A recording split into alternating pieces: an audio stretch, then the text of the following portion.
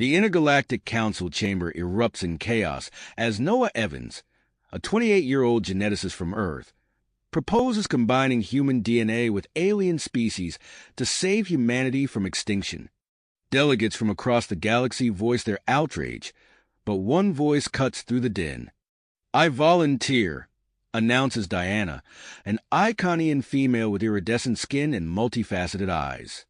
Her declaration silences the room. Noah's heart races as he processes the gravity of the situation. Just moments ago, he stood before the Council, presenting humanity's dire predicament. Earth's rapidly declining birth rates threaten to wipe out the species within 2 generations. Centuries of environmental toxins and genetic manipulation have rendered human DNA incompatible with itself.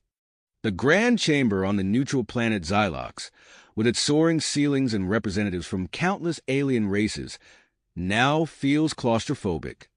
Noah's gaze locks onto Diana, her alien beauty captivating him even as her offer sends shockwaves through the assembly. The Iconian ambassador leaps to his feet, mandibles clicking furiously. "This is unacceptable. We cannot allow this experiment to proceed." Security forces move to separate Noah and Diana, but she swiftly closes the distance between them. Her breath tickles his ear as she whispers coordinates for a secret rendezvous. The touch of her skin sends an electric current through Noah's body, igniting both curiosity and desire. As guards pull them apart, Noah's mind reels. Diana's offer of participating in a breeding experiment is more than just a potential solution to humanity's extinction. It's a political powder keg. The Iconian ambassador's vehement objection hints at deeper motives. What secrets have the Iconians been hiding about human genetics? Noah realizes he stumbled into a web of interstellar intrigue. The fate of humanity hangs in the balance, but the stakes may be even higher. Uncovering the truth behind the Iconians' interest in human DNA could reshape the balance of power in the galaxy. As security escorts Noah from the chamber, his eyes meet Diana's across the room. Her multifaceted gaze holds promises of revelation and danger in equal measure. Noah knows he must find a way to meet her, to unravel this mystery and potentially save his species. The coordinates Diana whispered burn in his mind. Noah's heart pounds with anticipation and fear. He's a scientist thrust into a world of political machinations and alien biology. Yet as he contemplates the challenges ahead, a fierce determination takes hold. Human ingenuity has overcome countless obstacles throughout history. Now, faced with extinction and embroiled in an interstellar conspiracy, Noah prepares to push the boundaries of science, diplomacy, and his own humanity. The adventure that awaits will test not only his skills as a geneticist, but also his courage, adaptability, and capacity for trust in the face of the unknown. As Noah is led away, one thought crystallizes in his mind.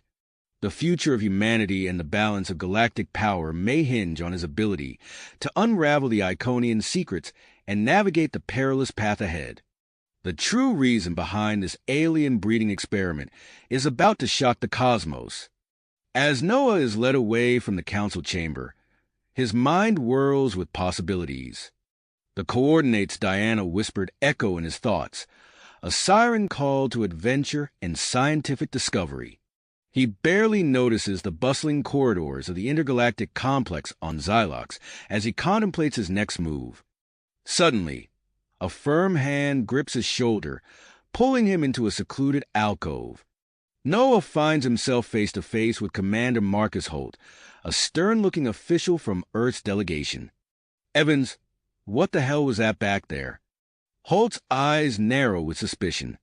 "I saw you talking with that Iconian female. What did she say to you?" Noah's pulse quickens. He knows he can't reveal Diana's offer or the coordinates she provided. "Nothing important, sir, just a cultural misunderstanding." Holt's frown deepens. "I don't believe you. This experiment you proposed is dangerous enough without alien interference. You're to return to Earth immediately. We can't risk any potential alien influence on our genetic research.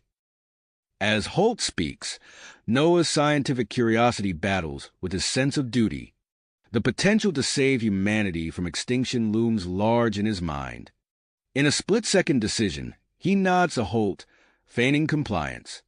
"Of course, Commander. I'll prepare for departure right away."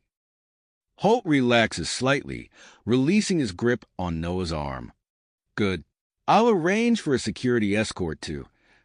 Noah doesn't wait to hear the rest. He ducks under Holt's arm and dashes into the throng of dispersing delegates. Shouts of surprise and anger follow him as he weaves through the crowd, his heart pounding in his ears. He races through unfamiliar corridors, following signs to the spaceport. Behind him, alarms begin to blare. Noah curses under his breath, knowing his unauthorized departure has been detected. Breathless, he arrives at the spaceport and quickly locates a terminal. His fingers fly over the touchscreen as he uses his council credentials to requisition a small, unmarked shuttle. The computer chirps its approval just as he hears the pounding of boots approaching. Noah sprints to the indicated docking bay, spotting a sleek, silver shuttle. He practically dives into the cockpit, his hands shaking as he initiates the launch sequence. Through the viewport, he sees Earth security forces pouring into the hangar. The shuttle's engines roar to life. Noah grits his teeth as he pushes the thrusters to maximum, rocketing out of the bay. The ship shudders as it breaks through Xylox's atmosphere, streaking into the star-studded expanse of space. Only when the planet shrinks to a distant speck does Noah allow himself to breathe. He inputs the coordinates Diana provided, watching as the navigation system calculates a course through uncharted space. Hours pass in tense silence. Noah alternates between monitoring the shuttle systems and peering nervously at the sensor readouts, half expecting pursuit at any moment. Finally, the NAV computer chimes, announcing their arrival. Noah gasps as he sees their destination. A massive space station, cunningly disguised within a dense asteroid field. As he maneuvers the shuttle towards a docking port, a transmission crackles through the comm system. "Unidentified vessel. State your purpose." Noah swallows hard. "This is Noah Evans. I was invited." A pause then. "Confirmed. Welcome, Dr. Evans. Please proceed to docking bay 3. The shuttle glides into the indicated bay, settling onto the deck with a gentle thump. As the airlock cycles, Noah's stomach churns with a mixture of anticipation and fear. The door slides open to reveal Diana, her iridescent skin shimmering under the station's lights. "You made it," she says, her multifaceted eyes gleaming. "Come quickly. We have much to discuss." Diana leads Noah through pristine corridors, explaining in hushed tones.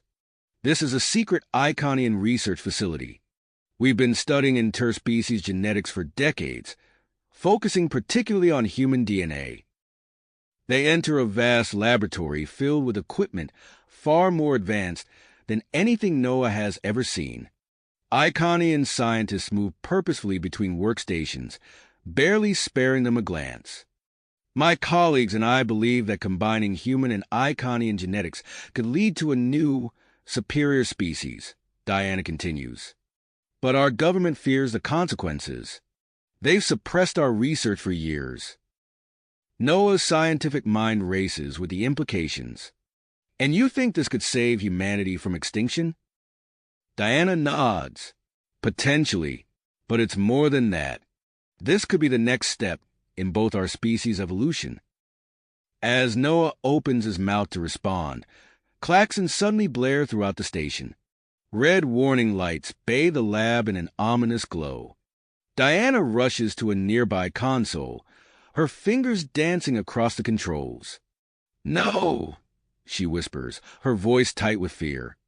"They've found us." Noah peers over her shoulder at the display. His blood runs cold as he sees multiple ships approaching their position, some bearing Earth insignias, others clearly Iconian in design. "We've been discovered," Diana says, turning to face Noah. Her eyes bore into his. "You have a choice to make, Noah. You can return to Earth, face the consequences of your actions, or you can stay here, work with us. We could change the course of history for both our species." Noah's mind reels. The weight of the decision presses down on him like a physical force. As the alarms continue to wail, he knows that whatever he chooses will alter the fate of not just himself, but potentially two entire civilizations. Noah's heart pounded as he weighed his options. The wailing alarms and flashing red lights only heightened the urgency of his decision. He looked into Diana's multifaceted eyes, seeing both fear and commitment reflected there. "I'll stay," he said, his voice barely audible above the chaos. "We need to protect this research." Diana nodded, relief washing over her features. "Quickly, then. We don't have much time." They sprang into action, moving with practiced efficiency. Noah's fingers flew across holographic interfaces, compressing and encrypting vast amounts of genetic data. Diana retrieved a small, crystalline device from a hidden compartment, its surface glowing faintly as Noah transferred their precious findings. "This contains everything?" he asked, handing her the device. "Everything essential," Diana confirmed, securing it in a pocket of her iridescent bodysuit. "Now we must destroy the rest." They worked in tandem, initiating purge protocols on every system. Holographic displays flickered and died. Physical samples disintegrated, and databanks wiped themselves clean.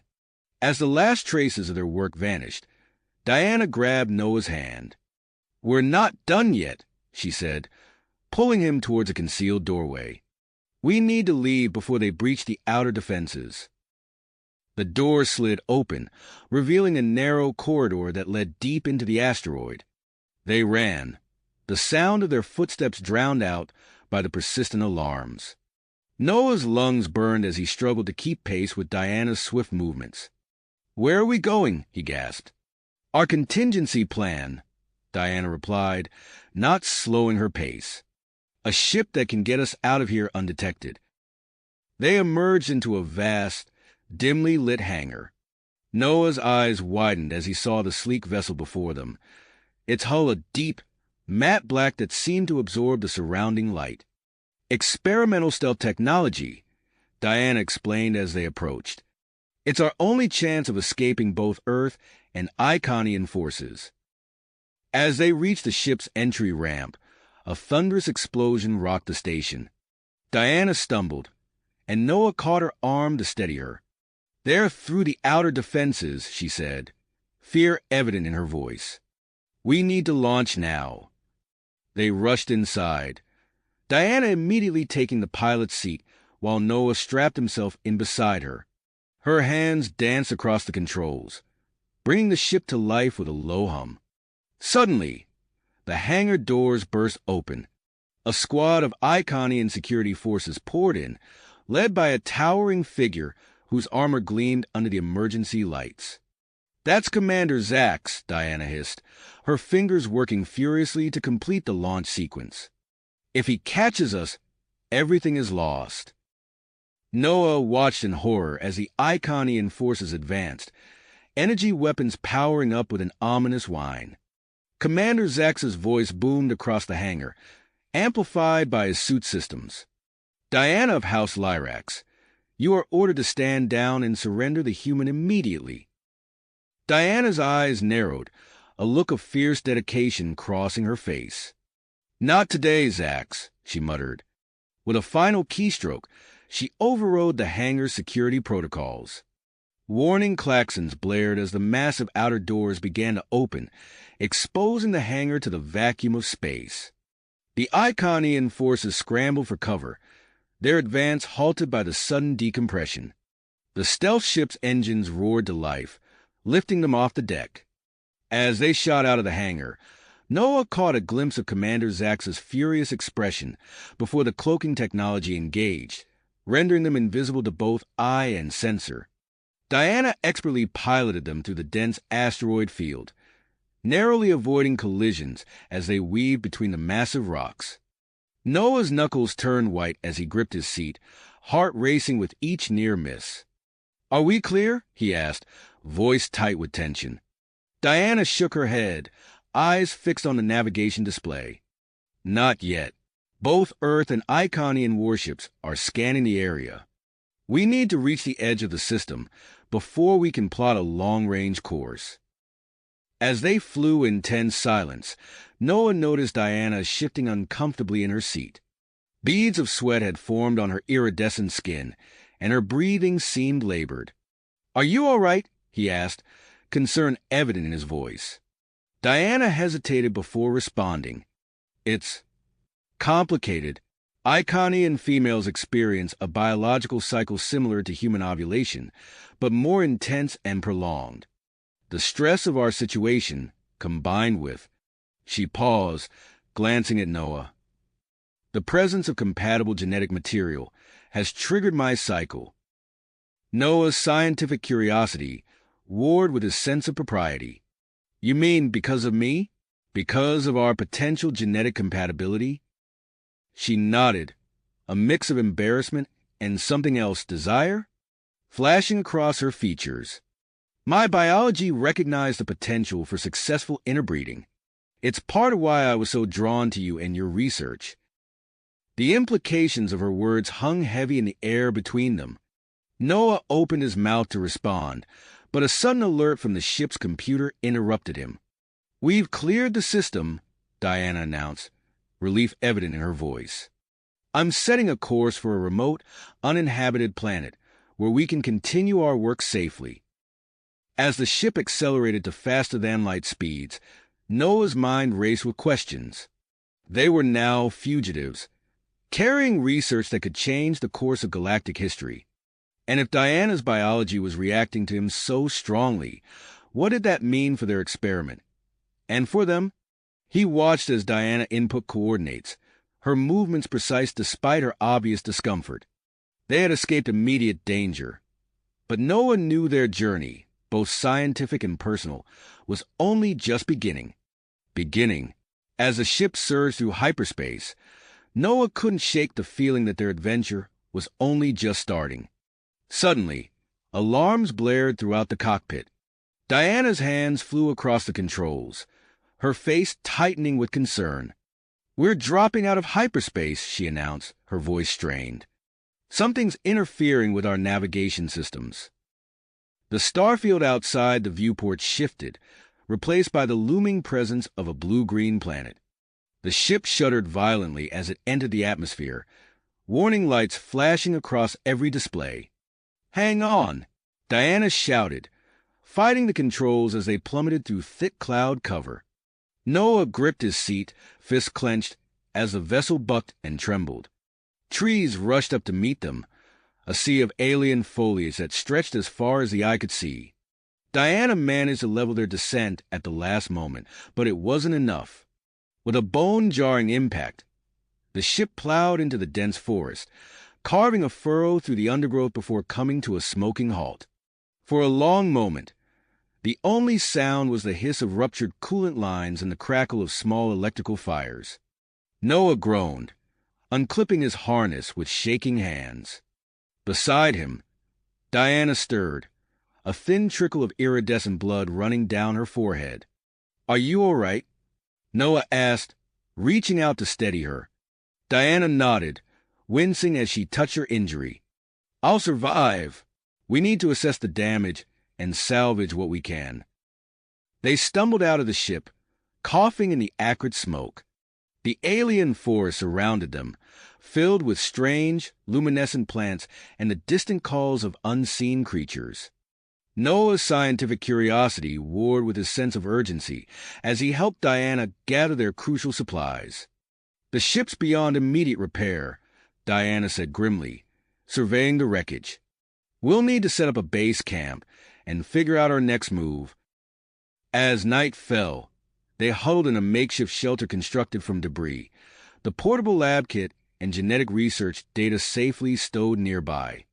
Noah noticed Diana's discomfort growing, her skin flushed and glistening with sweat. "Your cycle?" he asked softly. Diana nodded, her multifaceted eyes gleaming in the dim light. "It's intensifying. The crash and this alien environment aren't helping." Noah felt a wave of heat wash over him, his own body responding to the pheromones Diana was unconsciously releasing. He swallowed hard, trying to focus on their immediate survival needs. "We should explore our surroundings tomorrow," he suggested, voice slightly hoarse. "Find a more secure location for our research." Diana agreed, shifting restlessly in her sleep as Noah took first watch, the alien night alive with unfamiliar sounds. At first light, they set out, following the sound of running water. The forest was a riot of color and movement, with plants that seemed to shy away from their touch and small, many-limbed creatures scurrying through the canopy above. "Look," Diana said, pointing ahead. A series of cave openings dotted a rocky hillside near a bubbling stream. "That could provide the shelter and water source we need." They approached cautiously, Noah using a makeshift scanner cobbled together from their salvaged equipment. "No signs of large life forms," he reported. "But there's something odd about these readings." Inside, the caves were cool and dry, with smooth walls that seemed almost purposefully carved. They set up their portable lab in the largest cavern, Diana visibly relaxing as they created a semblance of a controlled environment.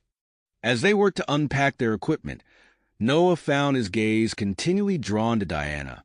Her movements were fluid and graceful, despite her obvious discomfort.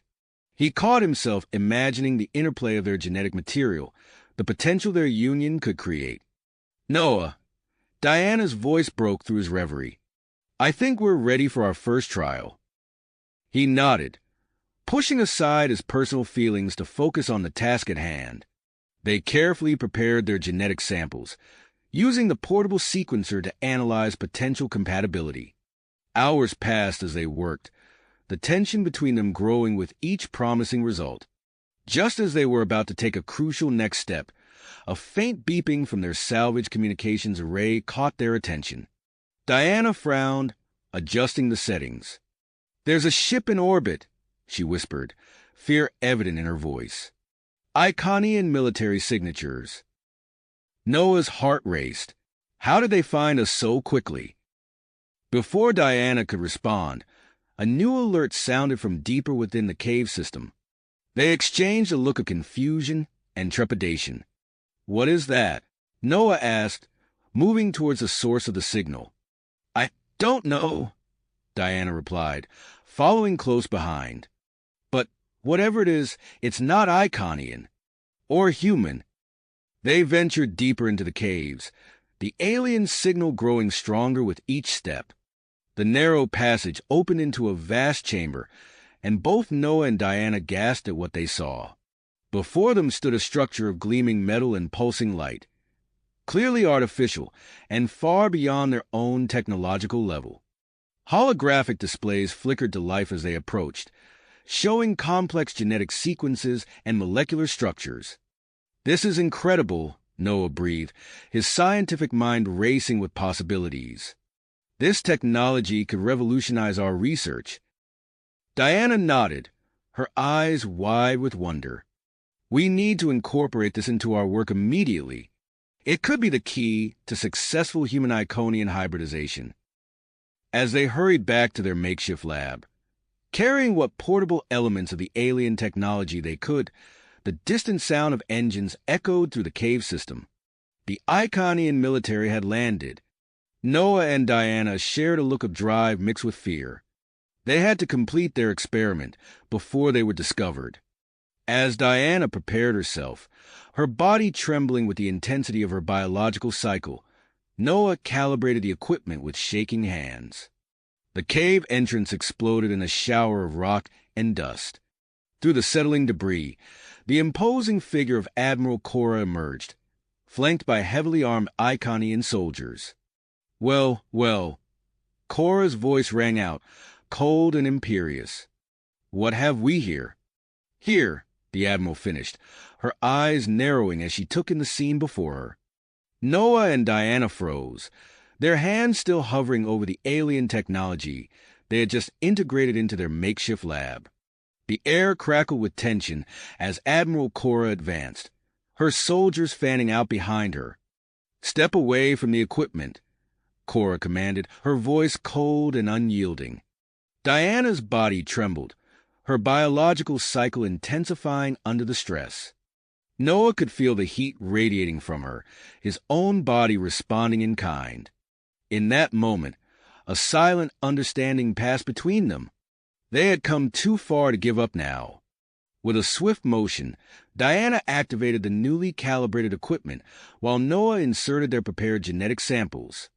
The machinery hummed to life, emitting a soft, pulsing glow. "I said step away," Cora shouted, raising her weapon. But it was too late. The combination of the ancient alien technology, Diana's heightened biological state, and their carefully prepared genetic material triggered a cascade of events that none of them could have anticipated. A wave of energy surged through the cave, causing the ground to shake. Cora and her soldiers stumbled, momentarily distracted.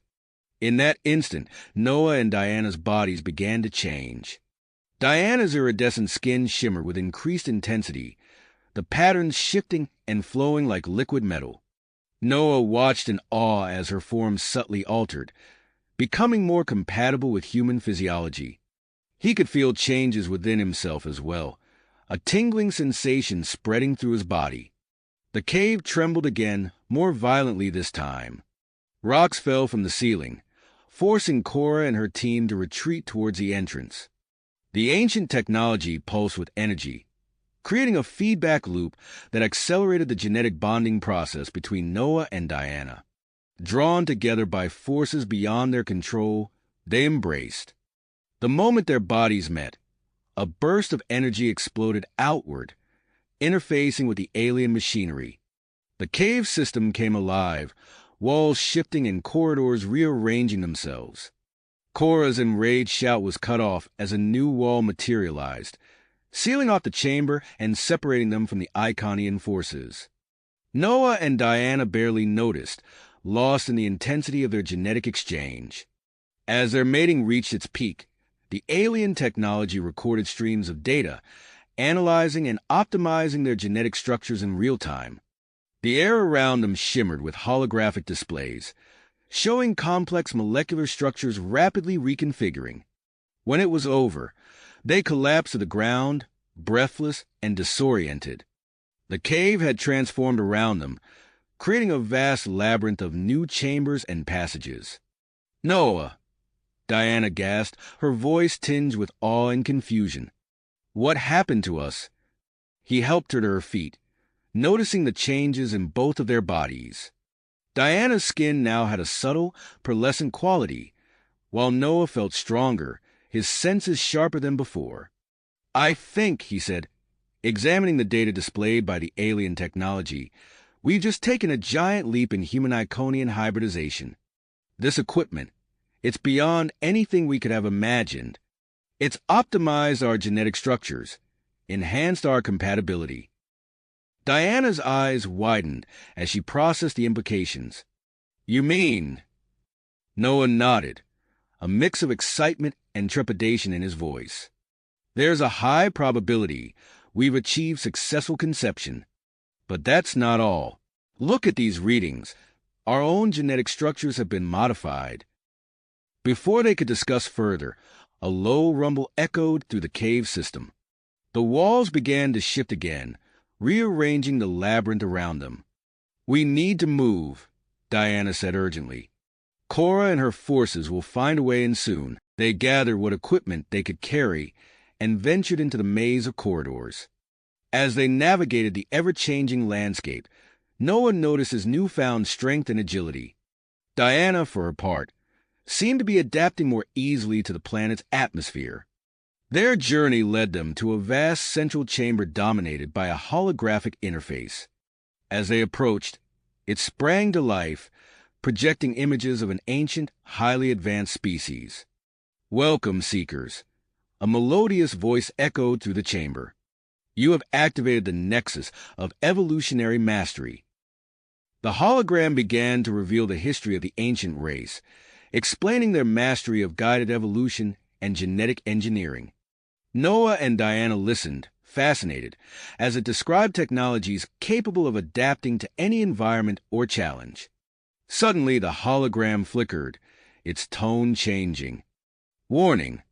Hostile entities detected. Security protocols engaged." The sound of weapons fire echoed in the distance. Admiral Cora had found a way into the inner chambers. "We need to find a way out," Noah said, scanning the room frantically. Diana pointed to a previously hidden doorway that had just appeared. "There!"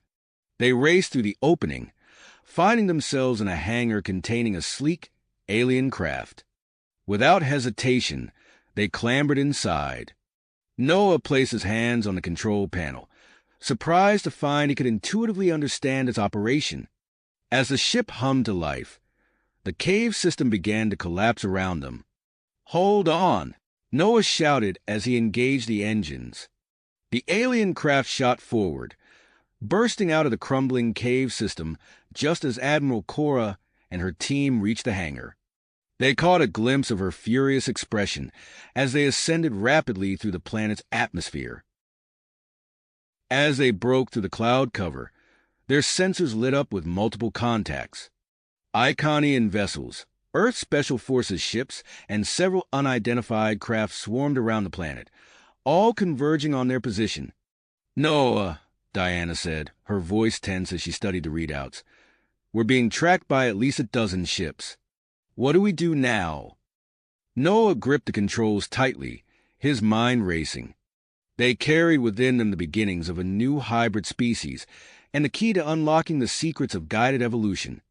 The fate of 2 species, and perhaps the entire galaxy, now rested in their hands. As the alien craft accelerated away from the planet, evading weapons fire from multiple directions, Noah knew their adventure was just the beginning. In fact, it had only just begun.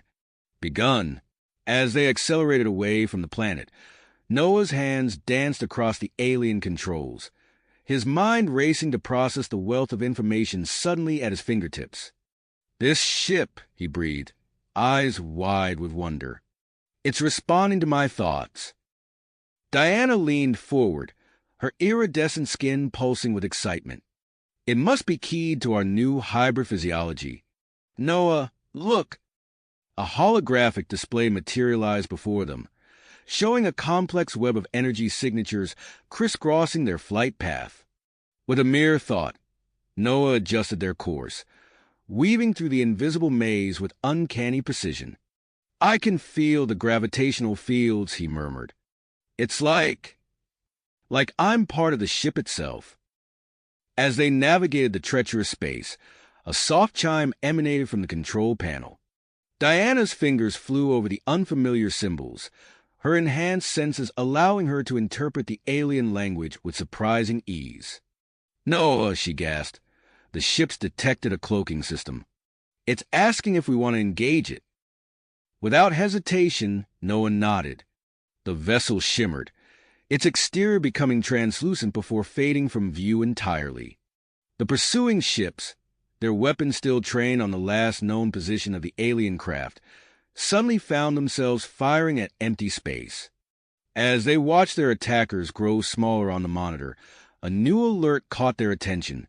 A pulsing light appeared on the navigational display, accompanied by a series of complex equations.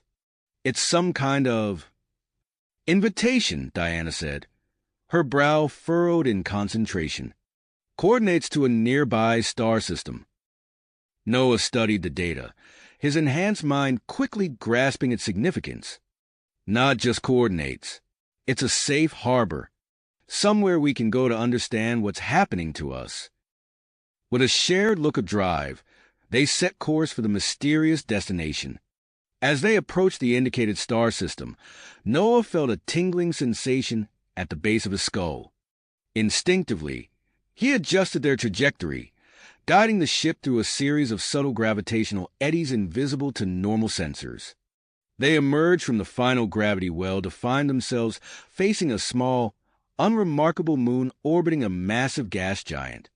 As they drew closer, the moon's surface seemed to ripple, revealing a hidden entrance large enough for their ship to pass through. Landing in a vast underground hangar, Noah and Diana stepped out of their craft, marveling at the advanced technology surrounding them. The air hummed with energy, and holographic displays sprang to life as they moved deeper into the facility. "Welcome," a melodious voice echoed around them. "You have reached Outpost Epsilon 9, a seed vault of the progenitor network." As the voice explained the purpose of the outpost and the progenitor's grand experiment, Noah and Diana found themselves drawn to a massive chamber filled with rows upon rows of stasis pods. Each contained genetic samples from countless alien species, including some they recognized as human and Iconian. "This is incredible," Diana whispered, her hand unconsciously moving to her abdomen. "With this technology, we could—" Her words were cut short as a wave of intense heat washed over her. Noah caught her as she stumbled, feeling his own body respond to her heightened biological state. The outpost systems, detecting their condition, activated a nearby door. It slid open to reveal a softly lit chamber, its walls lined with pulsing bioorganic material. "Optimal breeding environment detected," the outpost AI announced. Proceeding with interspecies compatibility enhancement. Noah and Diana locked eyes, a mix of scientific curiosity and raw desire evident in their expressions. Without a word, they entered the chamber, allowing the advanced progenitor technology to guide them through another bout of genetic exchange. As their bodies merged, the chamber systems worked to fine-tune their compatibility, accelerating the potential for successful hybrid conception. Waves of pleasure and sensation unlike anything they had experienced before washed over them, their newly enhanced physiologies allowing for a deeper, more profound connection. Unbeknownst to the couple, their activities triggered a beacon that broadcast their location across the vast progenitor network. Scattered across the galaxy, various factions intercepted the signal, each setting course for the long-dormant outpost with their own agendas in mind. As Noah and Diana lay entwined in the afterglow of their union, the chamber's analysis flashed across a nearby screen. Diana's eyes widened as she read the results. "Noah," she breathed, her voice filled with awe. "It worked. We've done it. I'm carrying a viable human Iconian hybrid embryo." Before Noah could respond, a series of alarms blared throughout the facility. The outpost's AI spoke urgently. Multiple vessels detected on approach. Initiating defense protocols. The couple scrambled to their feet, hurriedly donning their clothes as the magnitude of their situation sank in. They had succeeded beyond their wildest dreams, but their triumph had made them the most sought-after fugitives in the galaxy. As they raced through the now-sealing corridors of the vast outpost, Noah's enhanced senses picked up the distant sound of multiple ships entering the moon's atmosphere.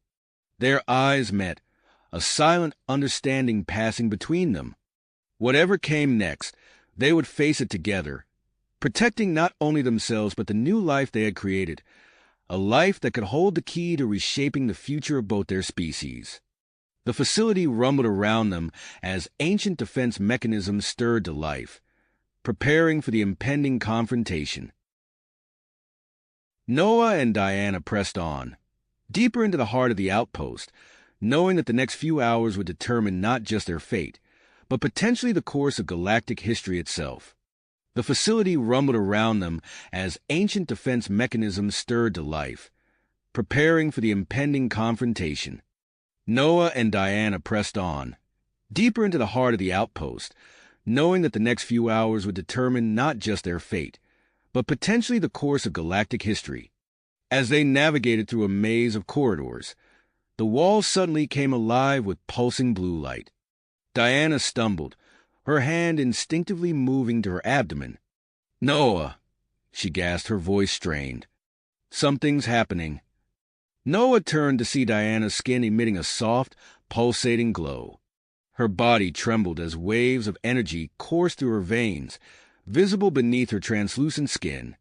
The embryo, Noah realized, his enhanced mind quickly processing the implications. Its development is accelerating at an unprecedented rate. Before they could discuss further, a series of metallic clanks echoed through the corridor. A group of spherical drones, each about the size of a basketball, rounded the corner. Their single red eyes locked onto Noah and Diana, and a shrill alarm filled the air. "Contaminant alert," a robotic voice announced. "Initiating sterilization protocols." Noah's newly enhanced reflexes kicked in as he pulled Diana behind a nearby console. A barrage of energy pulses struck the spot where they had been standing moments before. "We need to reach the central database," Diana said, her voice steady despite the pain racking her body. "It might have information about what's happening to me. To us." Noah nodded, his eyes scanning their surroundings. He spotted a maintenance hatch in the ceiling, just out of reach. "I have an idea," he said, "but we'll need to time this perfectly." As the drones approached their hiding spot, Noah tensed his muscles. With a burst of superhuman strength, he leaped up, grabbed the edge of the hatch, and tore it open. In one fluid motion, he reached down and pulled Diana up beside him. They crawled through the narrow maintenance shaft, the sounds of confused drones fading behind them. Diana's bioluminescent glow provided just enough light to navigate. After what felt like hours of crawling through the cramped space, they emerged into a vast chamber filled with rows upon rows of stasis pods. Each pod contained a shimmering liquid, within which floated various biological samples. "This must be the genetic repository," Diana whispered, her scientific curiosity momentarily overriding her discomfort. As they moved through the room, Diana's intuition suddenly flared. She pulled Noah behind a large pod just as another group of drones buzzed past. "How did you know?" Noah asked, impressed. Diana shook her head, equally surprised. I'm not sure. I just felt it coming." They made their way cautiously through the repository, using Diana's newfound precognitive abilities to avoid detection. Finally, they reached a massive door marked with intricate symbols. "This is it," Noah said, "the central database." As they approached, the symbols on the door began to glow. A beam of light scanned their bodies, lingering on Diana's swollen abdomen. "Hybrid genetic signature detected," an AI voice announced. "Access granted." The door slid open, revealing a circular room dominated by a holographic interface. As Noah and Diana stepped inside, the hologram sprang to life, displaying a dizzying array of information. "It's similar to the one we saw in the cave," Noah observed, his hands moving instinctively across the controls. As they delved into the data, the true scope of the progenitor's plan began to unfold before them. Millennia of careful genetic manipulation, guiding the evolution of countless species across the galaxy, all leading to this moment. "Noah," Diana breathed, her eyes wide. "Our child. It's the culmination of their work, a being capable of unifying the galaxy through peaceful means." Before Noah could respond, a violent tremor shook the facility. Warning klaxons blared as the AI's voice echoed through the chamber. Multiple vessels detected. Outpost defenses activated. On the holographic display, they watched as several ships approached the moon. Noah recognized Admiral Cora's Iconian warship and Colonel Hawkins' Earth vessel. Two other ships, one belonging to Dr. Lyra's rogue Iconian scientist and another unidentified craft, also appeared on the screen. Suddenly, Diana doubled over in pain. "Noah," she gasped, I think I'm going into labor." As if in response to her words, a new alert flashed across the holographic display. A massive spherical chamber at the heart of the facility, designated as the Nexus Chamber, began to power up. Noah supported Diana as they made their way towards the newly activated chamber, drawn by an inexplicable urge. With each step, Diana's pregnancy seemed to progress at an alarming rate, her abdomen visibly swelling. As they approached the Nexus chamber, a holographic figure materialized before them, an ancient progenitor AI avatar. "Welcome, chosen ones," the avatar said, its voice resonating with age and wisdom. "The future of the galaxy awaits within." The massive doors of the Nexus chamber began to open, bathing Noah and Diana in brilliant, otherworldly light. As Diana's contractions intensified, Noah found himself faced with an impossible decision. The sounds of approaching forces echoed through the corridors, growing louder with each passing second. Noah looked from the open chamber to his partner, her face contorted in pain and dedication. Time seemed to slow as he weighed their options, the fate of their child, and possibly the entire galaxy, hanging in the balance. Balance. Noah took a deep breath, his enhanced mind racing through countless possibilities in a fraction of a second. He looked at Diana, her face etched with pain and purpose, and made his decision. "We have to trust the AI," he said, supporting Diana as they stepped towards the Nexus chamber. "It's our best chance." As they crossed the threshold, the massive doors sealed behind them with a resounding thud, cutting off the sounds of approaching forces. The interior of the chamber was a vast, spherical space filled with swirling patterns of energy and holographic displays that danced across the curved walls. Diana's labor intensified rapidly within the chamber, her cries echoing through the cavernous space. The progenitor technology responded instantly, creating a supportive energy field around her body. Noah felt the field's warmth as he helped Diana into a comfortable position. "It's okay," he soothed, his voice steady despite the surreal situation. "I'm right here with you." Diana nodded, her face contorted with effort as another contraction racked her body. The chamber's influence seemed to accelerate the process, and within minutes, Noah found himself cradling their newborn daughter in his arms. The child emerged with a soft, iridescent glow reminiscent of Diana's Iconian features, but with distinctly human characteristics. Her eyes, when they opened, were a striking blend of both species, deep and knowing, yet unmistakably infant. "She's beautiful," Diana breathed, reaching out to touch their daughter's cheek. Before Noah could respond, a surge of energy enveloped the trio. He felt a tingling sensation spread throughout his body, and his vision blurred. When he regained consciousness, he realized that something fundamental had changed.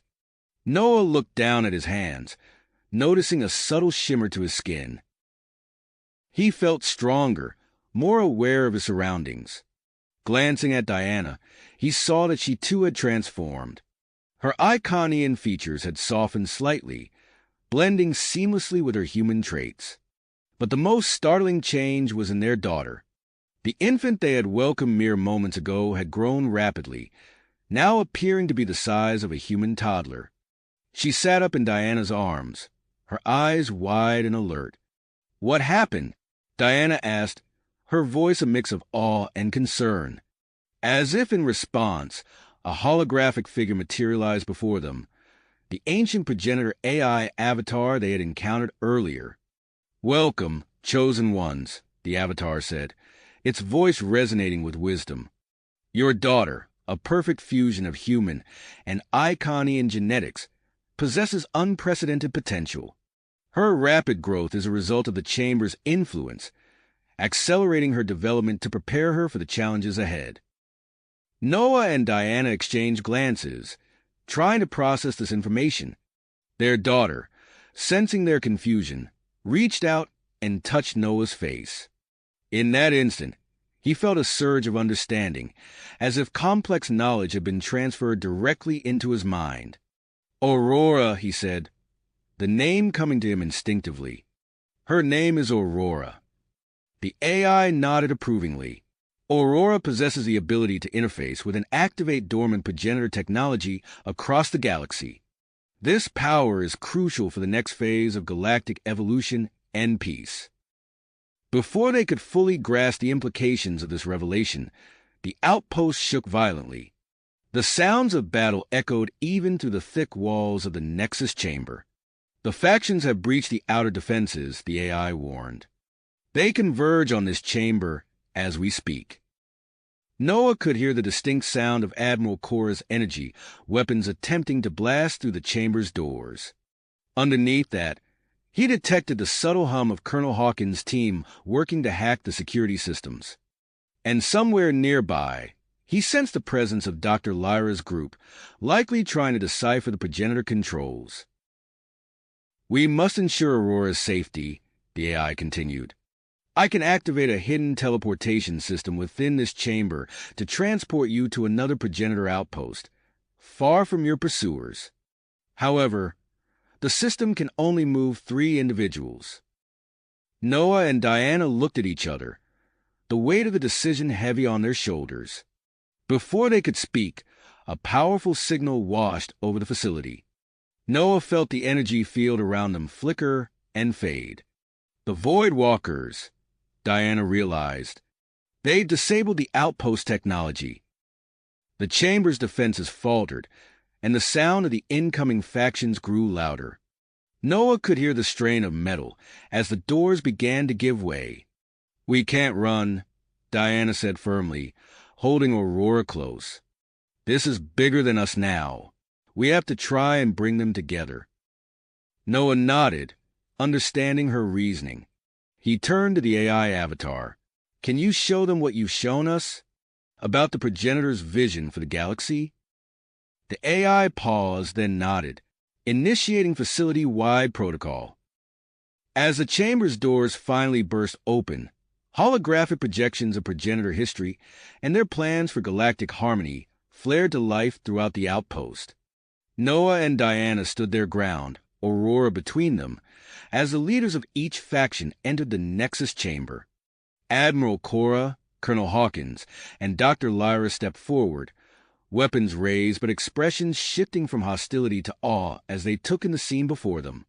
The chamber hummed with awakened progenitor technology, and at its center stood Noah and Diana, their bodies transformed, protecting their glowing hybrid child. Noah took a deep breath, knowing that his next words could shape the future of interstellar relations. "We all came here seeking answers," he began, his voice steady and calm. "But I think we've found something far more important, a chance for a new beginning. A chance for unity." As Noah's words hung in the air, a sudden burst of energy erupted from Aurora, catching everyone off guard. The faction's leaders stumbled back, momentarily immobilized by the unexpected display of power. Noah seized the opportunity, stepping forward to position himself between the various faction leaders and his family. Drawing on his enhanced abilities and newfound confidence, Noah addressed the assembled group. "What you've just witnessed is only a fraction of what Aurora is capable of," he began, his voice steady and clear. "She is the key to unlocking the progenitor's grand plan for galactic unity." As he spoke, Aurora's glow intensified, and holographic projections materialized around the chamber. Vivid images flickered to life, showing a harmonious galaxy where humans, Iconians, and other species coexisted peacefully. Advanced cities sprawled across lush planets, while ships of various designs traversed the stars together. Admiral Korra's eyes widened as she witnessed Iconian technology seamlessly integrated with human ingenuity. Colonel Hawkins leaned forward, captivated by the sight of Earth's colonies thriving alongside alien worlds. Even Dr. Lyra, ever the skeptic, found herself mesmerized by the vast archives of knowledge displayed before her. "This is the future the progenitors envisioned," Noah continued, gesturing to the holographic marvels surrounding them. "A future where our strengths are combined, our weaknesses overcome through cooperation." The chamber fell silent as the factions processed this revelation. Diana stepped forward, cradling Aurora in her arms. "We understand your concerns," she said, her voice gentle yet firm. "Each of you came here with your own goals and fears. But what we've discovered is bigger than any single species or faction." Before anyone could respond, the The progenitor AI materialized beside them. "If I may," it began, its voice resonating through the chamber, "I have a proposal that may address the concerns of all parties involved." The AI waved its hand, and the Nexus chamber transformed. The walls seemed to melt away, revealing a vast holographic command center. Countless streams of data flowed through the air, connecting to points of light that represented progenitor outposts across the galaxy. "I propose the formation of an interspecies council," the AI continued. "This council would oversee the gradual release and implementation of progenitor technology across the galaxy. Each faction present would have representation, with Noah, Diana, and Aurora serving as key advisors due to their unique connection to the progenitor legacy." The faction leaders exchanged glances, a mix of curiosity and caution in their eyes. Admiral Cora was the first to speak up. "And how can we ensure that this council won't be dominated by any single species?" she asked, her voice sharp. Colonel Hawkins nodded in agreement. "The distribution of resources and technology must be equitable," he added. "Earth won't stand for being left behind again." Dr. Lyra stepped forward, her scientific mind already racing with possibilities. "We'll need strict protocols for ethical research and development," she insisted. "The power we're dealing with here is beyond anything we've encountered before." As the discussions unfolded, Noah noticed Aurora squirming in Diana's arms. To his astonishment, the child was growing before his eyes. Within minutes, she had reached the size of a young child, her eyes filled with an intelligence far beyond her apparent years. "Noah," Diana whispered, her voice tinged with concern. "What's happening to her?" Before he could respond, the AI interjected. "Do not be alarmed. Aurora's accelerated growth is a necessary part of her development. She must reach maturity quickly to fulfill her role as the bridge between species and the key to unlocking the full potential of progenitor technology."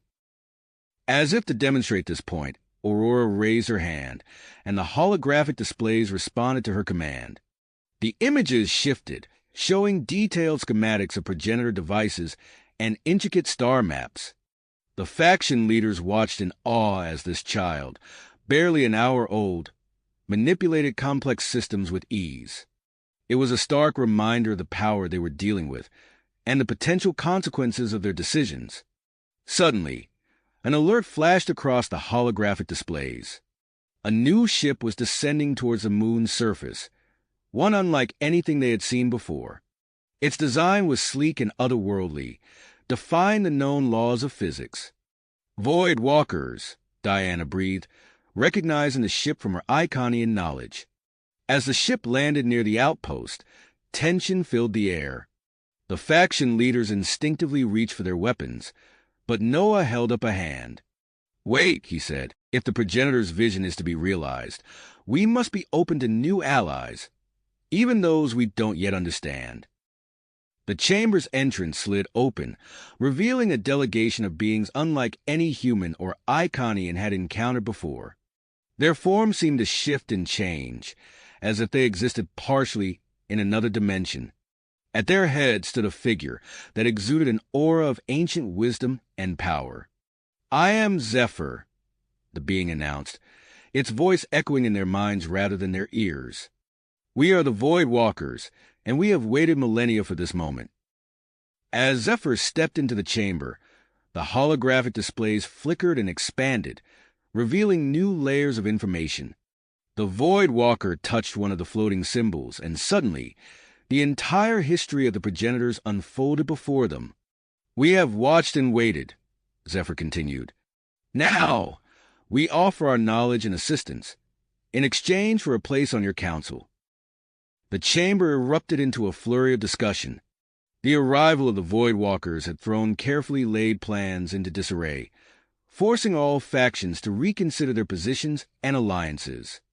Noah looked at Diana, then at Aurora, who had now grown to the size of a young teenager. The child, or was she still a child, met his gaze with eyes that held the wisdom of ages. In that moment, Noah realized that their journey was not nearly finished. In fact, it was only just beginning. As the negotiations continued around them, Noah and Diana found themselves at the center of a rapidly evolving galactic political landscape. The Nexus chamber hummed with energy, ancient systems fully reactivating after eons of dormancy. The fate of multiple species and the future of the galaxy hung in the balance, all while the mystery of the progenitor's ultimate plan continued to unfold. A sudden wave of energy pulsed through the chamber. All eyes turned to Aurora, who had begun to glow with an otherworldly light. "Aurora!" Diana cried out, rushing to her daughter's side as the child's body convulsed. Noah was there in an instant, supporting Aurora as she collapsed into their arms. The faction leaders ceased their negotiations, their attention now fully focused on the unfolding crisis. "What's happening to her?" Noah demanded, looking to the progenitor AI for answers. The AI's avatar flickered, its expression grave. Aurora's growth has reached a critical juncture. The influx of progenitor knowledge is overwhelming her hybrid physiology. As if to underscore the AI's words, Aurora's body emitted a powerful energy pulse that sent ripples through the holographic displays. The chamber systems flickered and distorted, ancient technology reacting chaotically to the child's unstable condition. "Warning," the AI announced, its voice echoing through the destabilizing chamber. "Aurora's condition is causing an adverse reaction with the progenitor systems. Immediate action is required to prevent catastrophic failure." Admiral Cora stepped forward, her earlier hostility replaced by concern. "What can be done?" The AI's form solidified as it accessed deeper levels of its vast database. "There is a solution, but it requires immediate action. A hidden progenitor facility on a distant world houses advanced genetic engineering equipment. It is capable of harmonizing Aurora's human Iconian hybrid DNA with her progenitor enhancements." "Where is this facility?" Colonel Hawkins demanded, already calculating potential strategies. A star map materialized in the center of the chamber, highlighting a region of space far beyond known territories. The planet lies beyond the stellar maelstrom, a treacherous area of space few have successfully navigated. Dr. Lyra frowned, studying the map. "That journey could take weeks, even with our fastest ships. Does Aurora have that long?" The AI's avatar turned to face Noah and Diana, its expression solemn. "Aurora's condition will continue to deteriorate. The journey must begin immediately if there is to be any hope of success." Zephyr, the Void Walker leader, moved closer to the holographic display. "The stellar maelstrom is known to us. We have techniques that may aid in its navigation." Noah looked up from Aurora, his eyes meeting Diana's. A silent understanding passed between them. "We'll go," Noah said, his voice firm. "Whatever it takes." Admiral Cora nodded, her decision made. "My ship is the fastest available. We'll use it for this mission. My team will provide security and tactical support," Colonel Hawkins added, gesturing to his Earth Special Forces. Dr. Lyra stepped forward. "I'll assemble a science team. We'll need every scrap of knowledge we can get about this progenitor technology."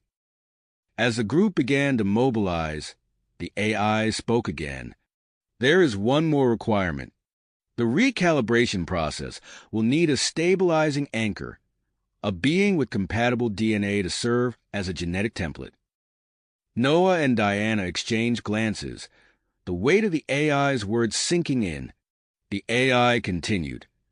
"One of Aurora's parents must undergo a partial genetic transformation. This process is irreversible and carries unknown risks." Without hesitation, Noah stepped forward. "I'll do it." Diana opened her mouth to protest, but Noah gently cut her off. "Your icon in biology makes you better suited to care for Aurora during the journey. This is the best way I can help." Tears welled in Diana's eyes as she nodded, understanding the sacrifice Noah was making. The AI directed Noah to a previously hidden alcove in the chamber. As he stepped inside, energy fields enveloped him, and he felt his body begin to change at the molecular level. Pain lanced through him as his DNA was rewritten, his physiology shifting to incorporate elements of Iconian and progenitor genetics. When the process was complete, Noah emerged, his body radiating a subtle energy similar to Aurora's. He flexed his hands, feeling the new power coursing through his veins. Meanwhile, the chamber had erupted into a flurry of activity. Engineers from all factions worked to modify Admiral Korra's warship, integrating Voidwalker navigation systems and Earth stealth technology. Dr. Lyra oversaw the installation of a mobile laboratory to monitor Aurora's condition during the journey. As the final preparations were underway, a new alert blared through the chamber. Long-range sensors had detected a massive fleet approaching the progenitor outpost. Zephyr's form shimmered as it processed the data. "Scions of Eternity," the Void Walker announced grimly. "They seek to hoard advanced technology. They must have detected the activation of the progenitor network." "We need to leave now," Admiral Korra commanded, her voice cutting through the tension. The assembled team rushed aboard the modified warship. Noah cradled Aurora in his arms, her body still pulsing with unstable energy. Diana took the helm, her Iconian training making her the best choice to pilot the hybrid vessel. As the ship's engines roared to life, the first wave of Scion vessels entered the system. The modified warship lifted off from the moon's surface, accelerating rapidly away from the progenitor outpost. Noah looked out the viewport as the stars began to streak by, the pursued ship pushing its enhanced engines to the limit. He glanced down at Aurora, her face peaceful despite the chaos erupting within her body. Then he turned to the assembled team, humans, Iconians, and Voidwalkers united in a common cause. Ahead lay the swirling energies of the stellar maelstrom, a chaotic blend of gravitational anomalies and spatial distortions. Behind them, the sensors showed the Scion fleet in hot pursuit. And at the heart of it all was Aurora, her very existence hanging in the balance. As the ship plunged into the unknown depths of the stellar maelstrom, Noah steeled himself for the challenges ahead. The journey to save Aurora, and perhaps the future of galactic civilization, had only just begun. Plunged headlong into the swirling chaos of the stellar maelstrom. The ship's hull groaned under the immense gravitational forces, and the viewport filled with a dizzying array of colors as ionized gases whipped past. "Navigational systems are offline," Diana called out from the helm, her fingers dancing across holographic controls. "The maelstrom's interference is too strong." Zephyr glided forward, its form shimmering as it interfaced with the ship's systems. "Allow me," the Void Walker said, its voice echoing in their minds. Tendrils of energy extended from Zephyr's body, merging with the ship's controls. The vessel lurched, narrowly avoiding a massive asteroid tumbling through space. Noah stumbled, clutching Aurora tightly to his chest. The child's body pulsed with energy, each wave sending ripples of interference through the ship's systems. "We need to get her to the lab," Dr. Lyra said, rushing to Noah's side. Together, they made their way through the bucking corridors to the hastily assembled mobile laboratory. As they secured Aurora to a biobed, Noah felt a strange sensation coursing through his body. His newly altered DNA seemed to resonate with the ship systems. Acting on instinct, he placed his hand on a nearby console. Instantly, Noah's consciousness expanded. He could feel every system in the ship, from the straining engines to the flickering life support. More importantly, he sensed a faint energy signature ahead, pulsing in time with Aurora's own emissions. "I can guide us," Noah said, his voice filled with wonder. "I can feel the way through the maelstrom." Admiral Korra nodded sharply. "Do it. We don't have much time." As Noah interfaced with the ship systems, providing course corrections to Diana and Zephyr, Dr. Lyra worked feverishly to stabilize Aurora. The child's body convulsed, energy arcing from her fingertips. Diana stood at her daughter's side, hands outstretched. A shimmering field of Iconian energy enveloped Aurora, containing the worst of the power fluctuations. Her hybrid physiology is breaking down, Dr. Lyra reported, her voice tense. We're losing her. Colonel Hawkins burst into the lab. We've got company. The signs are still on our tail. On the bridge, Admiral Cora watched as a single Scion vessel emerged from the chaotic energies of the maelstrom. How are they tracking us through this? She demanded.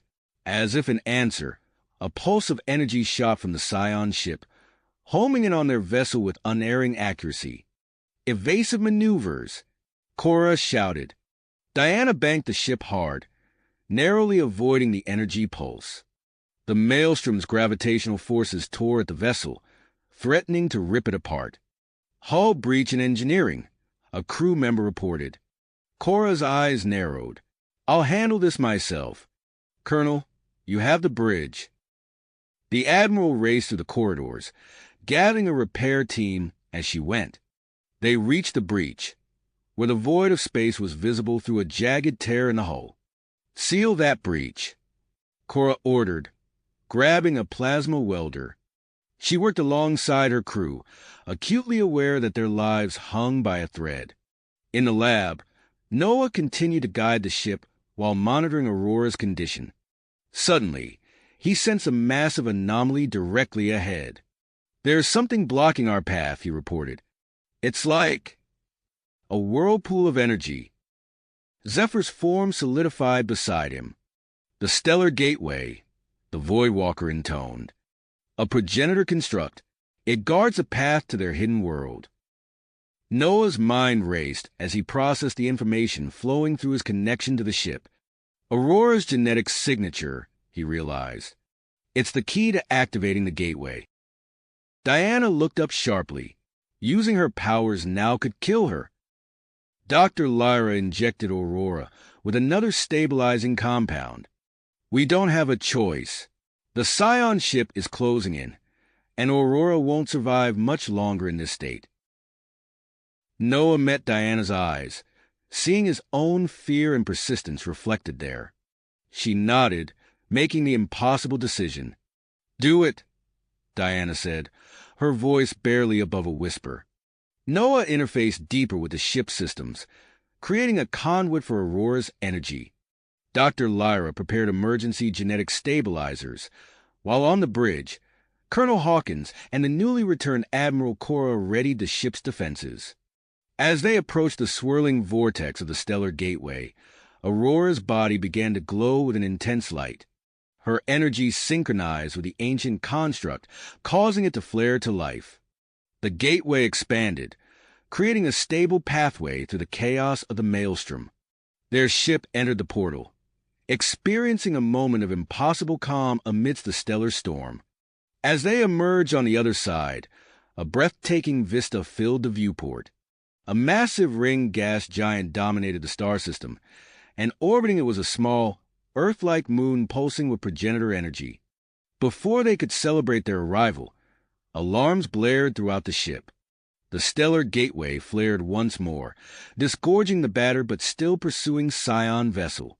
A powerful tractor beam suddenly locked onto their ship, emanating from the progenitor moon's surface. As hidden facilities began to power up across the moon, their vessel was pulled inexorably towards a mountain range, concealing a massive hangar. Brace for landing, Diana called out, fighting the controls as the tractor beam guided them in. Noah held Aurora close, feeling the child's body tremble with uncontrolled energy. As the ship touched down within the ancient progenitor facility, he knew their greatest challenge still lay ahead. The race to uncover the secrets of this hidden world and save Aurora had only just begun, with the relentless Scions hot on their heels. The ship touched down with a gentle thud, the tractor beam guiding it smoothly into the vast hangar carved into the mountain's face. As the massive doors sealed shut behind them, Noah felt a momentary sense of relief. They had escaped the Scions, at least for now. We need to move quickly, Dr. Lyra urged, her eyes fixed on the medical readouts hovering above Aurora's stretcher. Her vital signs are becoming erratic. Noah and Diana exchanged a worried glance before rushing to help guide the hovering stretcher down the ship's ramp. The rest of the team fanned out around them, weapons at the ready as they surveyed the cavernous space. As soon as Aurora's unconscious form crossed the threshold of the ship, the facility hummed to life. Soft blue lights flickered on along the floor, creating a path that led deeper into the complex. "It's responding to her," Admiral Cora observed, her hand resting on her sidearm. "Then let's not keep it waiting," Noah said, his voice tight with concern. They followed the illuminated path through winding corridors, the walls adorned with intricate patterns that seemed to shift and change as they passed. Noah could feel a faint resonance within his altered DNA, as if the very air of this place was alive with hidden information. The path led them to a vast chamber that took their breath away. Towering medical pods lined the walls, their surfaces gleaming with an otherworldly sheen. In the center stood a circular platform surrounded by holographic interfaces that sprang to life as they approached. A shimmering figure materialized before them, its form more defined and lifelike than the AI they had encountered earlier. "Welcome," it said, its voice resonating with a depth that seemed to bypass their ears and speak directly to their minds. "I am Nexus Prime, custodian of this facility." "Please," Diana said, stepping forward with Aurora's stretcher. "Our daughter is dying. Can you help her?" Nexus Prime's gaze fell upon Aurora, and for a moment, the AI's expression seemed to soften with something akin to compassion. "This child is the culmination of the progenitor's grand design," it said. "Her potential is limitless, but her current form is unstable. We can stabilize her, but the process is not without risk." "What kind of risk?" Noah asked, his newly enhanced senses picking up on subtle fluctuations in the room's energy field. "The procedure requires a genetic catalyst from both parents," Nexus Prime explained. "You must each undergo a partial genetic extraction. The process is intense and may cause unusual sensory experiences." Before Noah or Diana could respond, alarms blared throughout the facility. Colonel Hawkins' voice crackled over their comms. "The Scions are attempting to breach the outer defenses. We need to move fast." Nexus Prime gestured, and two of the medical pods slid open with a soft hiss. "Time is short," the AI said. "Are you prepared to proceed?" Noah looked at Diana, saw the fear and purpose mirrored in her eyes. They both nodded. "Do it," Noah said. As Noah and Diana were led to separate pods, Dr. Lyra and Zephyr worked with Nexus Prime to prepare Aurora for the stabilization procedure. They carefully transferred her into a central pod filled with a softly glowing fluid. Noah felt a sharp sting as the pod systems interfaced with his body. His vision blurred, and suddenly he was floating in a sea of possible futures. He saw Aurora as a bridge between worlds, a beacon of hope for a united galaxy. But he also glimpsed darker possibilities. Aurora consumed by her own power, or used as a weapon by those who would exploit her gifts. In her own pod, Diana experienced similar visions, her Iconian heritage allowing her to perceive even deeper layers of potential timelines. She saw Aurora standing before a council of alien races, her words shaping the course of galactic history. But she also witnessed her daughter alone and afraid, struggling to find her place in a universe that both revered and feared her. As the genetic extraction reached its peak, Noah and Diana's shared pain and hope resonated through the facility. Energy arced between their pods and Aurora's, creating a swirling vortex of genetic information. Aurora's body began to change, her features shifting as human, Iconian, and progenitor DNA merged into something entirely new. Her eyes fluttered open, glowing with an inner light that seemed to hold the secrets of the universe. Suddenly, a massive power surge rocked the facility. The energy field surrounding Aurora intensified, creating a shockwave that rippled through the complex. Every piece of technology in the room went dark, plunging them into momentary chaos. In that instant of darkness, the chamber's doors burst open. Admiral Zar strode in, flanked by Scion soldiers, his cybernetic enhancements gleaming in the dim emergency lighting. At last, Zar said, his voice a mixture of organic and synthetic tones, "The power of the progenitors will be mine."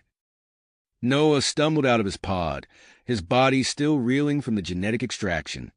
He placed himself between Zar and Aurora's pod, feeling new strength coursing through his altered physiology. "You want her?" Noah growled, dropping into a fighting stance. "You'll have to go through me." As Noah and Zar clashed in hand-to-hand combat, Diana emerged from her own pod. She raised her hands, Iconian energy crackling between her fingers as she created a protective barrier around Aurora. The chamber erupted into chaos as Admiral Cora and Colonel Hawkins arrived with reinforcements, engaging the Scion forces in a firefight that threatened to damage the delicate progenitor equipment. Amidst the battle, Aurora's pod began to pulse with blinding light. The fluid inside boiled away, and the pod's cover shattered. A figure emerged, no longer a child but a young woman radiating with power. Aurora raised her hand, and every combatant in the room froze in place. Her voice, layered with otherworldly harmonics, filled the chamber. "Enough," she said, her eyes holding the wisdom of ages. "The time for conflict is over." As the combatants stood down, awed by Aurora's display of power, a new alert sounded throughout the facility. Nexus Prime's avatar flickered to life, its expression grave. "Multiple fleets are converging on our location," the AI announced. "Representatives from various galactic factions are en route to investigate the energy signature of Aurora's transformation." Noah and Diana moved to Aurora's side, their faces a mix of pride, love, and uncertainty. Their daughter turned to them, her eyes swirling with the knowledge of countless civilizations. "I understand now," Aurora said softly. "My purpose, the legacy of the progenitors. But I'm afraid. I don't know if I'm ready for this." Noah placed a hand on Aurora's shoulder, feeling the power thrumming beneath her skin. "We'll face it together," he said. Diana nodded, taking Aurora's hand. "Whatever comes next, we're with you." As the first ships of the incoming delegations appeared on the facility's long-range scanners, Noah, Diana, and Aurora stood united, prepared to face a galaxy forever changed by their family's extraordinary journey.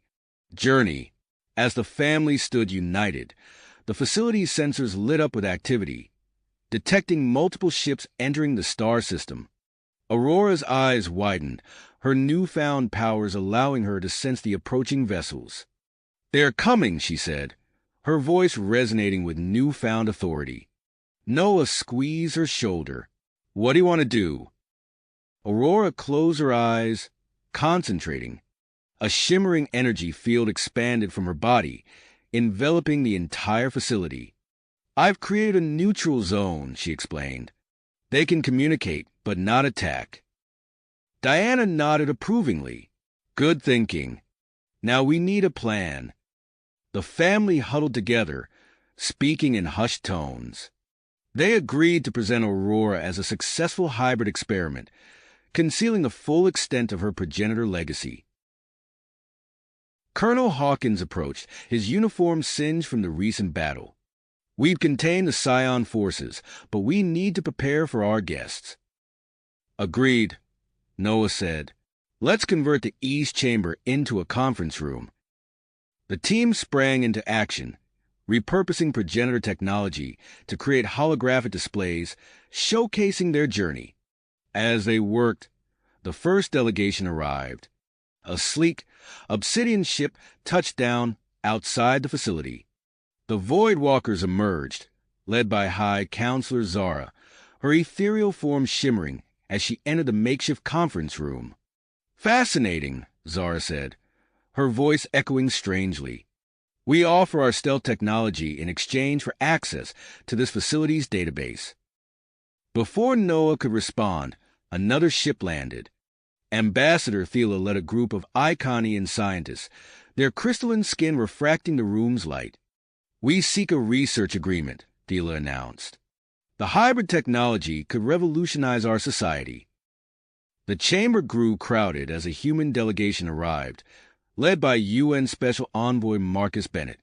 His eyes darted between the alien visitors, a mix of excitement and apprehension on his face. "The potential benefits are immense," Bennett said, "but we must discuss safeguards against military applications." Suddenly, the room's energy shifted. A being of pure light materialized in the center of the gathering. "I am Xylith," it announced, representative of the Galactic Consortium. The assembled delegates murmured in surprise.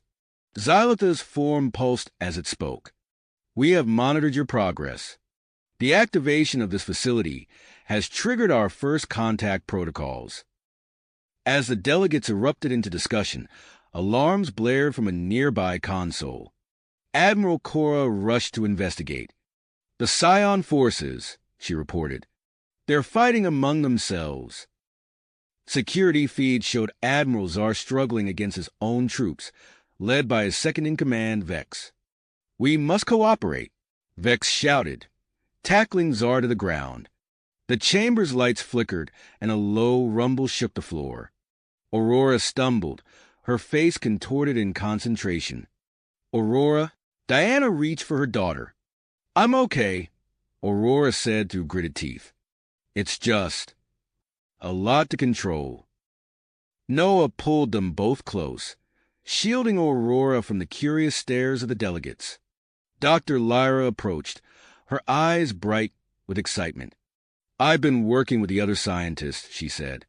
"The hybrid technology, it could solve so many problems. Genetic diseases, environmental adaptation, even extend lifespans." The news rippled through the gathering, shifting the atmosphere from tension to cautious optimism. Delegates began to discuss the formation of a joint research initiative. Their negotiations were cut short by a piercing alarm. Nexus Prime's avatar flickered to life, its expression grave. "Unknown fleet approaching. Technology rivals progenitor level." A booming message echoed through the facility, the words incomprehensible to all but one. Aurora's eyes glowed as she translated. "The children of the progenitors have awakened. The great trial begins." Silence fell over the chamber. Noah looked at Diana, then at Aurora, their family once again at the center of a galactic storm. As the delegates turned to them for answers, Noah took a deep breath, knowing that their next words could shape the future of all known civilizations. "Species." Noah took a deep breath, knowing that their next words could shape the future of all known civilizations. Before he could speak, the facility shuddered violently. Aurora gasped, her eyes flaring with an otherworldly light. Energy crackled around her body, causing nearby consoles to spark and flicker. "Aurora," Diana cried, reaching for her daughter. Noah grabbed Diana's arm, pulling her back. "Wait, we don't know if it's safe to touch her." Aurora's feet lifted off the ground, her hair floating as if suspended in water.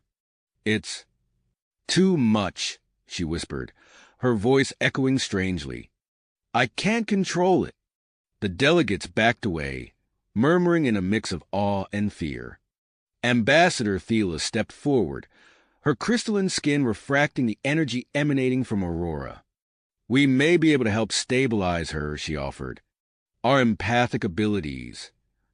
Another tremor rocked the facility, cutting off Thela's words. Admiral Cora rushed to a still-functioning console. "The unknown fleet is accelerating towards us," she reported, her voice tense. "We need to move. Now."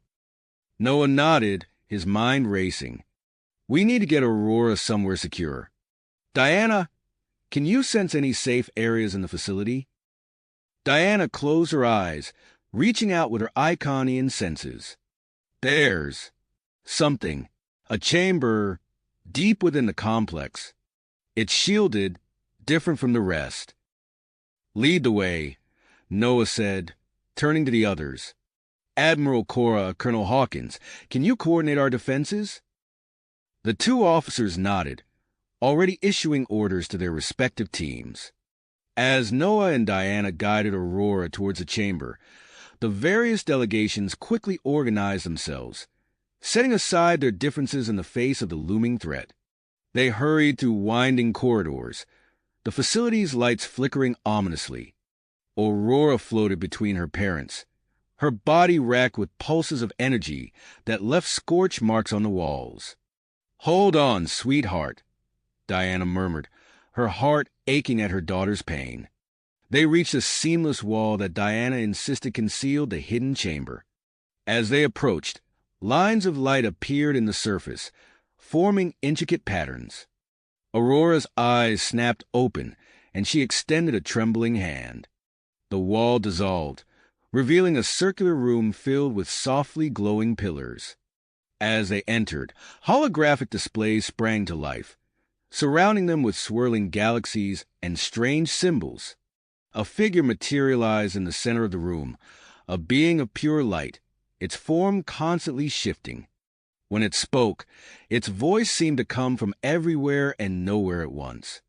"Greetings, children of the progenitors. We have awaited this moment for eons." Noah stepped forward, placing himself protectively in front of his family. "Who are you? What's happening to our daughter?" The being's form coalesced into a more humanoid shape. "I am an echo of those you call the progenitors. Your daughter, Aurora, is the key to unlocking our legacy and effacing the great trial that now approaches." As the being explained the true nature of the trial and Aurora's role in it, Noah and Diana exchanged shocked glances. Aurora, still suspended in the air, listened with wide eyes as she learned of her predetermined destiny. "But she's just a child," Diana protested, her voice breaking. "How can you put this burden on her?" The progenitor echo tilted its head. "Time is a fluid concept in the tapestry of the universe. Aurora's accelerated growth was necessary to prepare her for this moment." Aurora's feet touched the ground, the energy around her stabilizing. She looked at her hands, then at her parents. I think I understand now. This is why I've always felt different." Before they could discuss further, alarms blared throughout the facility. The holographic displays shifted, showing a massive energy shield forming around the moon. Outside, a fleet of bioorganic ships entered orbit around the gas giant. "The Guardians of Legacy have arrived," the progenitor echo announced. "They come to test the worthiness of this galaxy's species to inherit our knowledge." A booming voice echoed through the facility. "Surrender the catalyst for evaluation or face eradication." Noah clenched his fists, looking at Diana and Aurora. "What do we do now?" Aurora straightened, her eyes glowing with newfound purpose.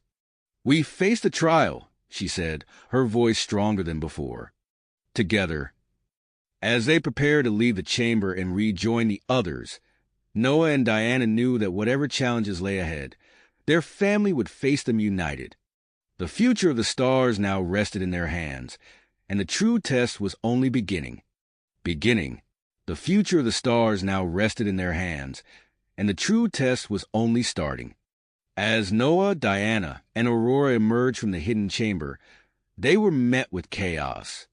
The facility shook violently, and alarms blared throughout the complex. They rushed to the command center, where Admiral Cora and Colonel Hawkins were coordinating the defense efforts. "Status report," Noah called out as they entered. Admiral Cora turned, her face grim. "The Guardian fleet is launching a full-scale assault. Our shields are holding for now, but—" She was cut off as another tremor rocked the facility. Aurora stumbled, her eyes flaring with energy. "I can help," she said, her voice strained. Before anyone could protest, Aurora closed her eyes and extended her arms. A surge of power emanated from her, flowing through the facility's systems. The shields visibly strengthened, repelling a barrage of Guardian weapons. "Incredible," Ambassador Thela whispered, her crystalline form shimmering with reflected energy. But the effort was taking its toll. Aurora's body trembled, and beads of sweat formed on her forehead. Noah and Diana exchanged worried glances. "Aurora, honey, you need to pace yourself," Diana said, reaching for her daughter. Aurora shook her head, gritting her teeth. "I can do this. I have to." The mental link Aurora had established during the initial Guardian contact expanded, encompassing everyone in the facility. Suddenly, they were all connected, sharing thoughts, feelings, and a united purpose. Through this link, Aurora channeled the combined will and strength of the gathered species. The shield around the moon pulsed with renewed vigor, pushing back against the relentless Guardian assault. But the strain was too much. With a final burst of energy, Aurora collapsed into her parents' arms, her body limp and energy levels dangerously low. "We need medical assistance," Noah shouted, cradling his daughter. As Dr. Lyra and a team of multi-species scientists rushed to Aurora's aid, the gathered delegates sprang into action. The shared mental link had fostered an unprecedented level of cooperation and understanding. "We must find a way to support Aurora," High Counselor Zara the Void Walker said, her ethereal form pulsing with concern. Dr. Lyra, working feverishly with her team, made a startling discovery. "The energy surge from Aurora has activated a dormant progenitor device," she announced, her eyes wide with excitement. It's incredible." A holographic display flickered to life, revealing a massive crystalline structure hidden beneath the moon's surface. The crystal pulsed with an inner light, its facets refracting energy in complex patterns. Noah felt a strange pull towards the crystal.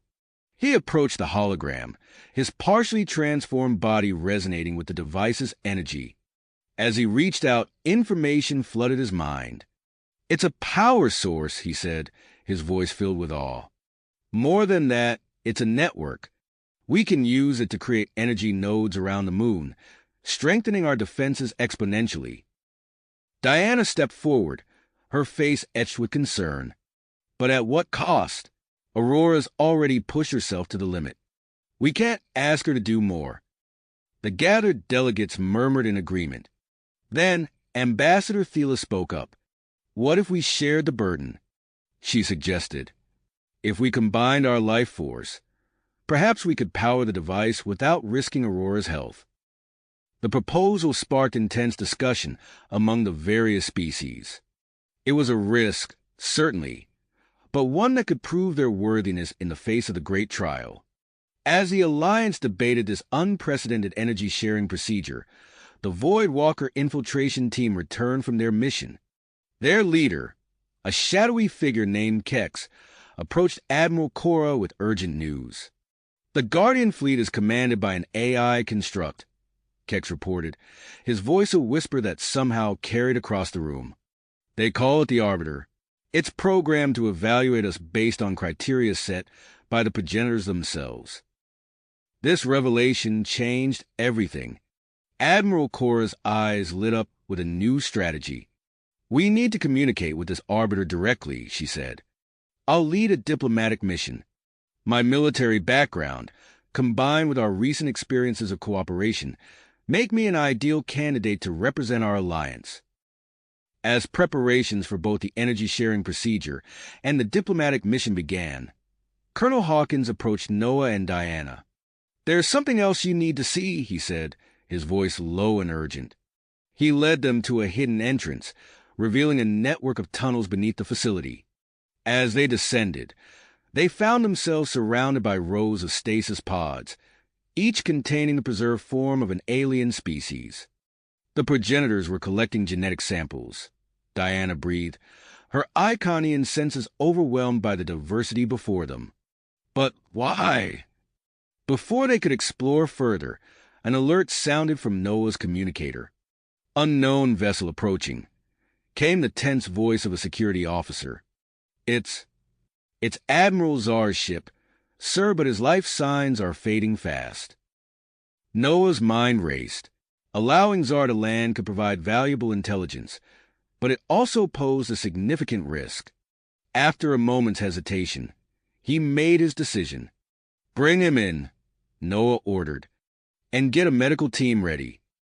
As they rushed back to the main facility, Noah couldn't shake the feeling that they were on the brink of something monumental. The Great Trial was entering its most critical phase, and every decision they made now would shape the future of not just their family, but of all galactic civilization. With Aurora recovering, the crystal device ready to be activated, and both a diplomatic mission and a potential threat in Admiral Czar on their way, Noah knew that the true challenges were only just beginning. Whatever came next, they would face it together as a family and as part of this unprecedented galactic alliance. As Noah grappled with the weight of their situation, a sudden tremor shook the facility. The crystal device pulsed with an otherworldly light, responding to an unseen command. Noah, Diana, and Aurora exchanged glances, sensing that something monumental was about to occur. "We need to move," Noah said, his voice urgent. "There's more to this facility than we've seen." As if responding to his words, a hidden panel slid open in the wall near Aurora. The young girl's eyes widened as she felt an inexplicable pull towards the opening. "It's calling to me," she whispered, taking a hesitant step forward. Noah and Diana moved to flank their daughter, ready to protect her from any potential danger.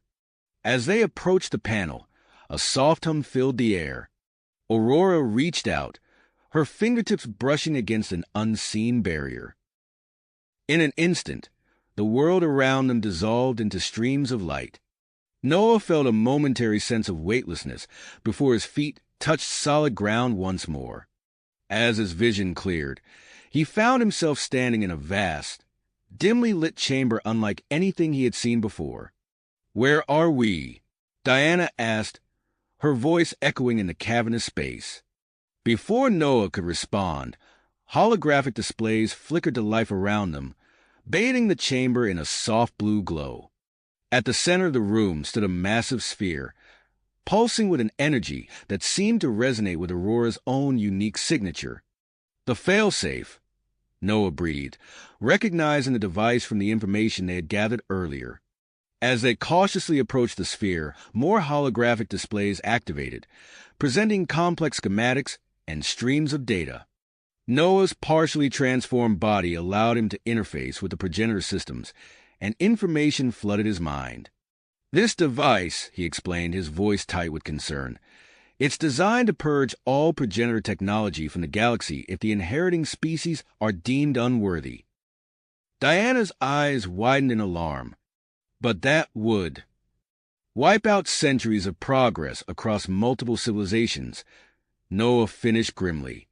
"And it's set to activate automatically if the Arbiter's evaluation concludes negatively." As Noah and Aurora worked to understand the failsafe's mechanisms, Diana explored the perimeter of the chamber. Her Iconian senses tingled as she approached a series of alcoves lining the walls. "Noah," she called, her voice filled with awe, "you need to see this." Noah joined her, and together they stared at the row of stasis pods, each containing a perfectly preserved humanoid figure. The beings inside were unlike any species they had encountered before, their features both alien and strangely familiar. "Are these—" Noah began, unable to finish the thought. Diana nodded, her voice barely above a whisper. "The progenitors themselves." Their discovery was interrupted by an urgent communication from the Alliance. Admiral Cora's voice crackled through their comms, strained and filled with static. "The Guardian fleet has launched another assault," she reported. "Our defenses are holding, but the volunteers powering the Crystal Network are reaching their limits." Noah opened his mouth to respond when another transmission cut through, this one from Colonel Hawkins. "Admiral Cora's diplomatic mission has been compromised. Her ship's been captured by the Guardian flagship. We've lost all communication with her team." As Noah and Diana exchanged worried glances, Aurora let out a sudden gasp. Her eyes glowed with an intense light as she staggered, overwhelmed by a vision. The failsafe, she managed to say through gritted teeth. I can see it activating. The destruction. Noah rushed to his daughter's side, supporting her as she swayed on her feet. We need to stabilize her condition, he said to Diana, his voice urgent. Diana's gaze fell on the stasis pods containing the progenitors. These pods, she said, her medical training kicking in. They might be able to help. As they debated their next move, sensors detected new arrivals in the system. A fleet of Scion vessels, led by Vex, Admiral Zar's former second-in-command, approached the moon. This is Vex of the Scion Alliance, a new voice transmitted. We have crucial information about the Great Trial. Request permission to approach. Noah looked from the failsafe device to Aurora, then to the stasis pods containing the progenitors. The weight of their decisions pressed down on him as multiple crises unfolded simultaneously. We need to split up, he said finally.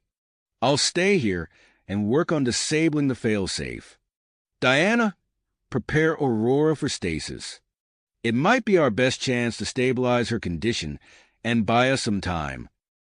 As Diana guided Aurora to one of the empty stasis pods, Noah turned his attention back to the failsafe device. He knew that every second counted, and the fate of not just their family, but entire civilizations hung in the balance. Diana carefully activated the stasis pod, easing Aurora inside. As the pod hummed to life, Diana's hand brushed against a hidden control panel. Suddenly, the other pods in the chamber began to pulse with renewed energy. Noah, Diana called out, her voice tinged with alarm. I think I've triggered something. Noah turned to see the impossible happening before his eyes.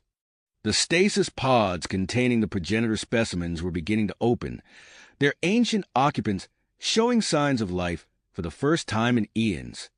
As the first progenitor's eyes fluttered open, a new transmission cut through the chaos. This is Alliance Command, a voice reported urgently. The Guardian fleet has breached our outer defenses. They're preparing to land troops on the surface. Noah stood frozen for a moment, the weight of their situation pressing down on him. The failsafe device loomed behind him, its pulsing energy a constant reminder of the devastation it could unleash. Before him, the first of the progenitors was slowly regaining consciousness, while Aurora lay suspended in stasis, her fate uncertain. With the Guardian forces closing in and multiple crises demanding his attention, Noah knew that the next few moments would be crucial. As he prepared to make his next move, he couldn't shake the feeling that every decision now carried the weight of galaxies. Galaxies hung in the balance. Just as Noah was about to respond to the multiple crises unfolding around them, a softness drew their attention. The first of the progenitor stasis pods was opening, its ancient occupant stirring to life. Noah and Diana watched in awe as the being inside slowly sat up, its movements careful and deliberate. The progenitor's eyes, a striking iridescent blue, flickered open and focused on them with startling clarity. Greetings, the being said, its voice resonating with a musical quality that seemed to vibrate through the air. I am Zephyr, senior geneticist of the progenitor civilization. I sense great urgency in this place. How may I assist you? Noah blinked, momentarily stunned by the unexpected introduction. Recovering quickly, he gestured toward the pulsing failsafe device. We're facing multiple crises, but this failsafe is our most immediate concern. It's set to purge all progenitor technology from the galaxy if our species are deemed unworthy. Zephyr's eyes widened as they took in the situation. A drastic measure indeed. Let us work together to prevent such devastation. As Zephyr rose from the pod, Diana carefully monitored Aurora's condition in the newly activated stasis chamber. Her vital signs are stabilizing, she reported, relief evident in her voice. The stasis field is protecting her from further strain. Noah nodded gratefully before turning back to Zephyr. We need to disable this failsafe immediately. Can you help us understand its systems? Of course, Zephyr replied, approaching the device with purpose. Their long fingers danced over the holographic displays, deciphering complex schematics with remarkable speed. This failsafe is more intricate than I anticipated. It's connected to a network of similar devices across the galaxy. As Noah and Zephyr worked to unravel the failsafe's mechanisms, the ground beneath them trembled. Colonel Hawkins' voice crackled through their comms, strained and urgent. Guardian forces have breached our outer defenses. They're pushing toward the main facility with some sort of biomechanical constructs. We're barely holding the line. Noah's heart made as he processed this new threat. He glanced at Diana, who nodded in silent understanding. They needed to split their efforts. Diana, stay here with Aurora and assist Zephyr, Noah instructed. I'll head to the surface and help coordinate our defenses. Before he could leave, another transmission cut through the chaos. Admiral Cora's voice, tense but controlled, filled the chamber. I've established contact with the Arbiter AI on the Guardian flagship.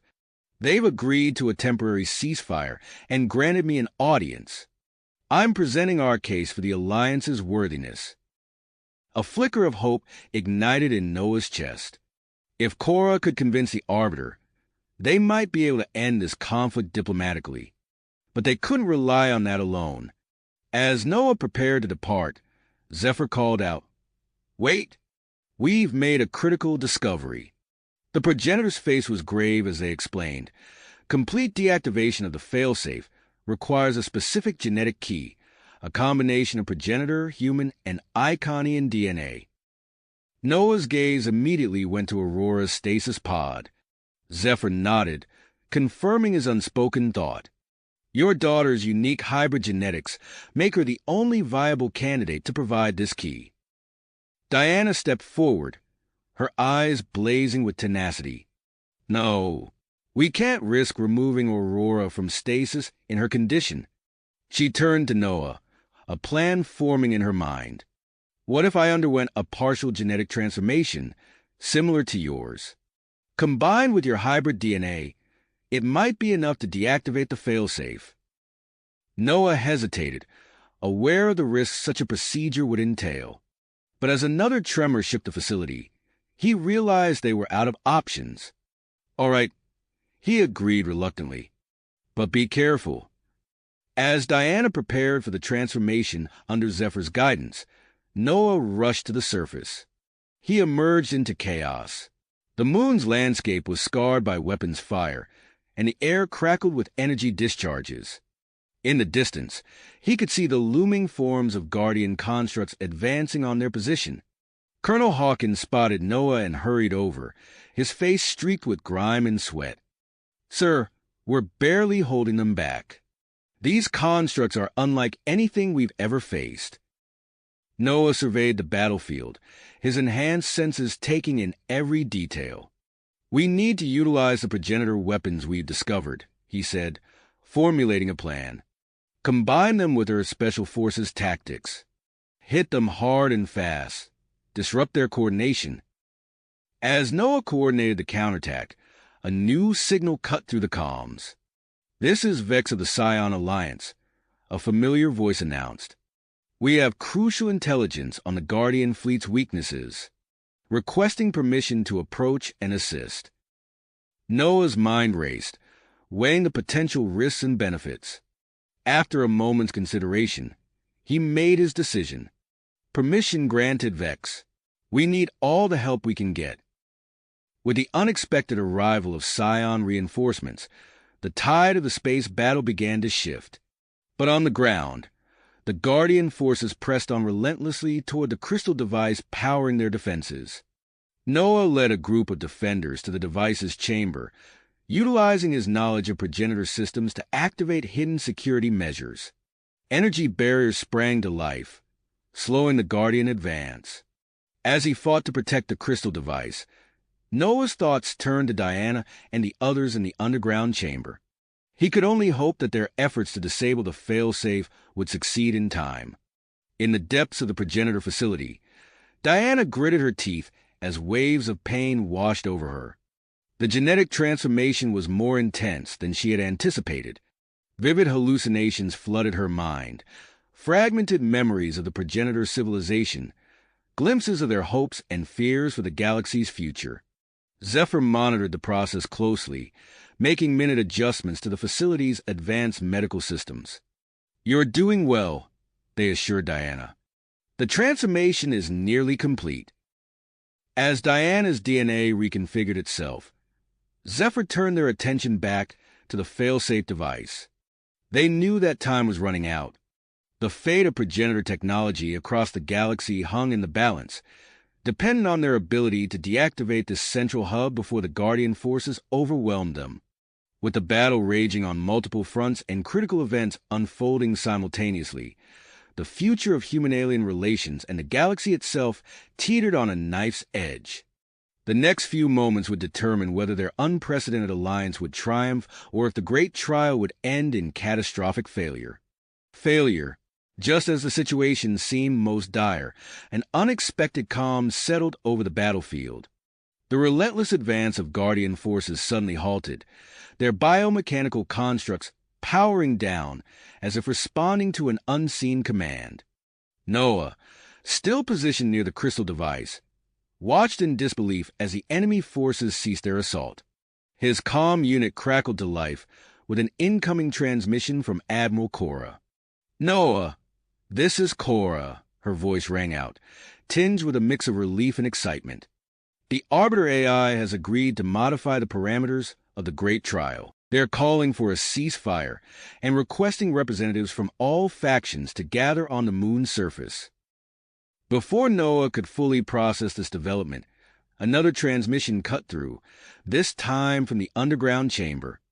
Diana's voice, strained but triumphant, filled his ears. "Noah, we've done it. The failsafe is shutting down. Zephyr and I managed to use my altered DNA to initiate the deactivation sequence." As Diana spoke, a surge of energy coursed through the progenitor facility. Noah felt the vibrations beneath his feet as dormant systems across the complex sparked to life.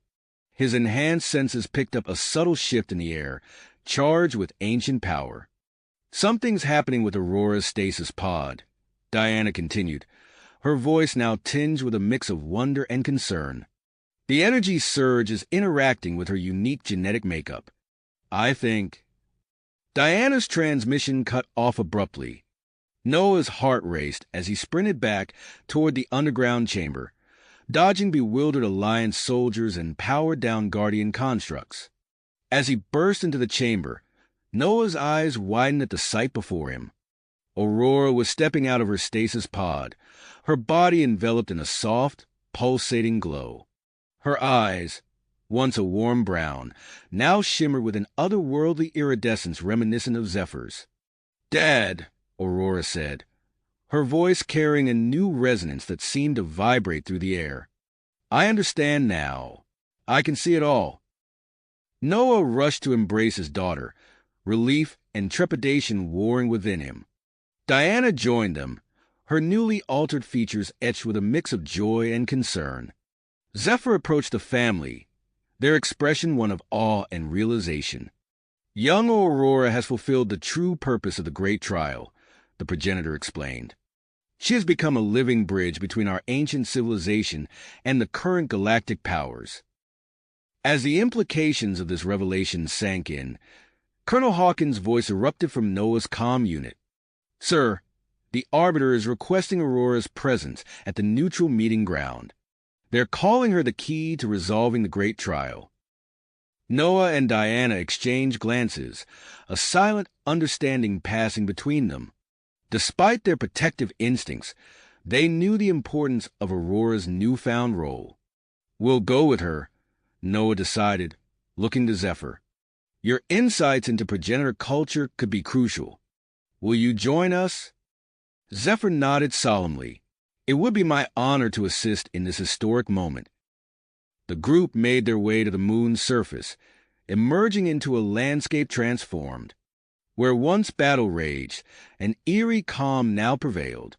A temporary structure had been erected in a clearing, its architecture a blend of various species designs. As they approached, Noah noted the diverse gathering of representatives. Humans stood alongside Iconians, void walkers, and even guardians, their usual hostilities set aside in the face of this unprecedented event. Aurora's entrance caused a ripple of reaction through the assembly. Her glowing form and the visible aura of progenitor energy surrounding her drew all eyes. The Arbiter, manifesting as a shimmering holographic projection, addressed the gathering. Esteemed representatives, the AI's voice resonated through the chamber. I present to you Aurora, the nexus of convergence. In her, we see the fulfillment of the progenitor's vision for our galaxy's future. Aurora stepped forward, her movements graceful and purposeful. As she began to speak, her words carried a weight and wisdom beyond her years. The great trial was never meant to be a test of worthiness, she explained, her voice clear and strong. It was designed as a catalyst, a means to bring diverse species together in the face of shared challenges. As Aurora continued, Noah noticed a subtle shift in the atmosphere. The delegates seemed to be experiencing more than just her words. There was an empathic connection forming, allowing glimpses into each other's perspectives and histories. However, not all reactions were positive. Noah tensed as he noticed some delegates, particularly from more militant factions, shifting uneasily. Murmurs of concern about the implications of Aurora's existence began to ripple through the crowd. Just as debates began to break out among the various groups, a piercing alarm cut through the air. The Arbiter's holographic form flickered, its attention diverted to some unseen data stream. Alert, the AI announced, its tone urgent. Long-range sensors have detected a massive energy signature approaching the system at unprecedented speed. Initial analysis suggests progenitor origins. The chamber erupted into a cacophony of voices, fear and speculation running rampant. Noah moved closer to Aurora and Diana, his mind racing to process this new threat. Aurora's voice, amplified by her newfound powers, cut through the chaos. We face a choice, she declared, her eyes sweeping across the assembled delegates.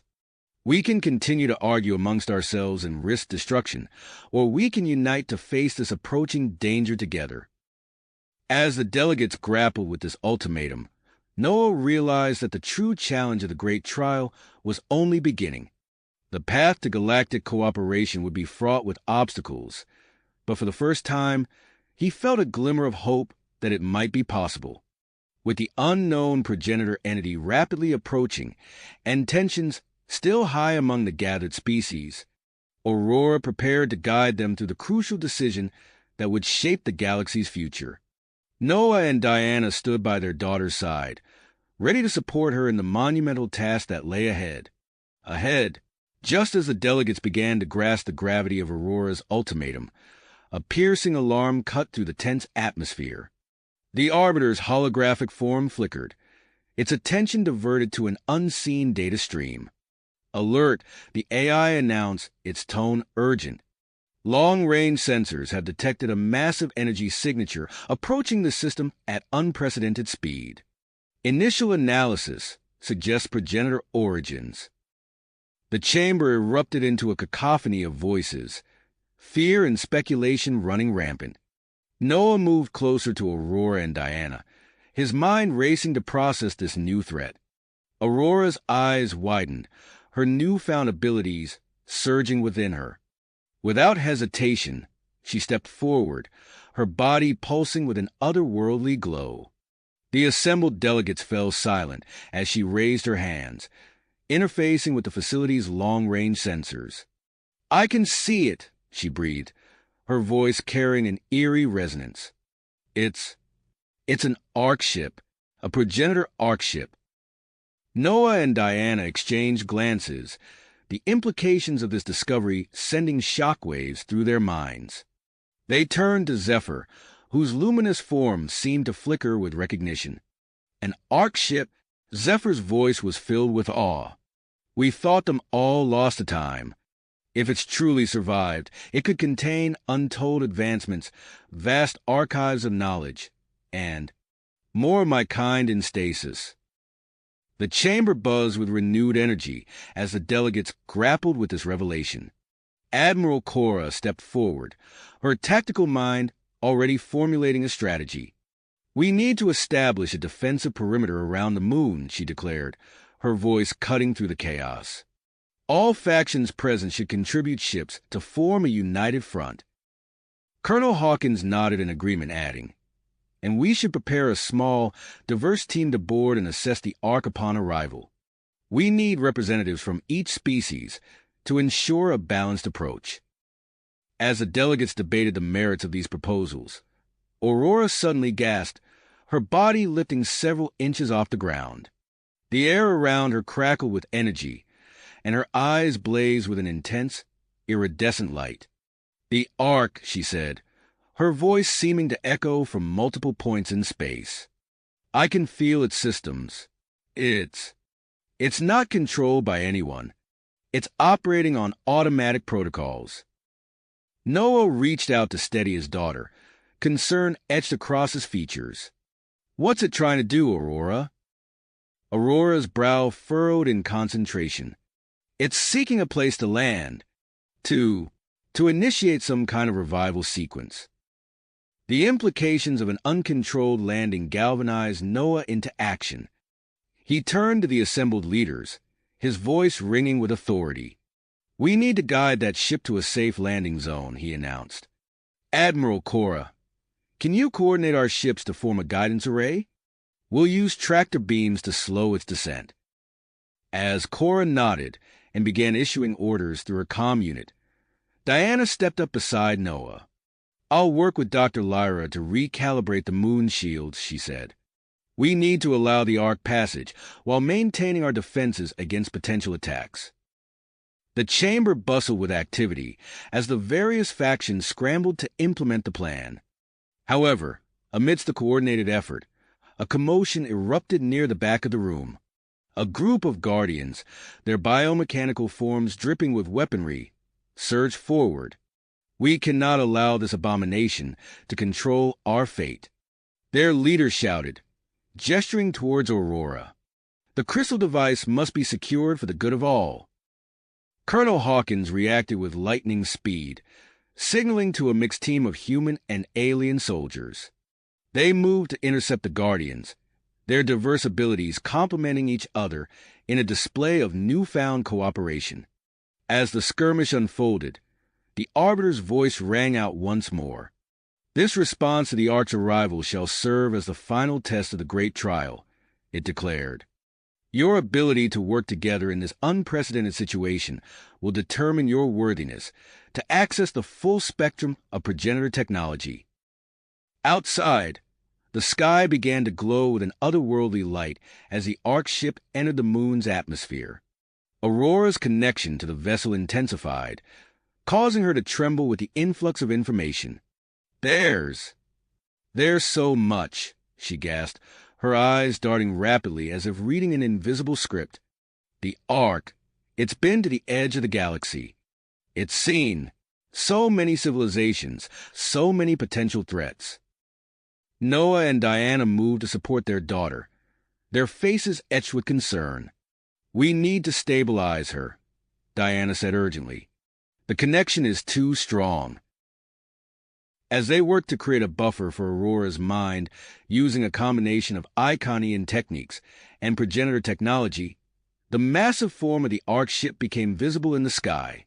Its surface was a mesmerizing tapestry of light and intricate patterns, captivating all who beheld it. The combined fleets moved into position, their tractor beams engaging to guide the colossal vessel. Slowly, gracefully, the Ark descended towards the vast plain near the progenitor facility. The ground trembled as it touched down, sending up clouds of moon dust. For a moment, silence reigned.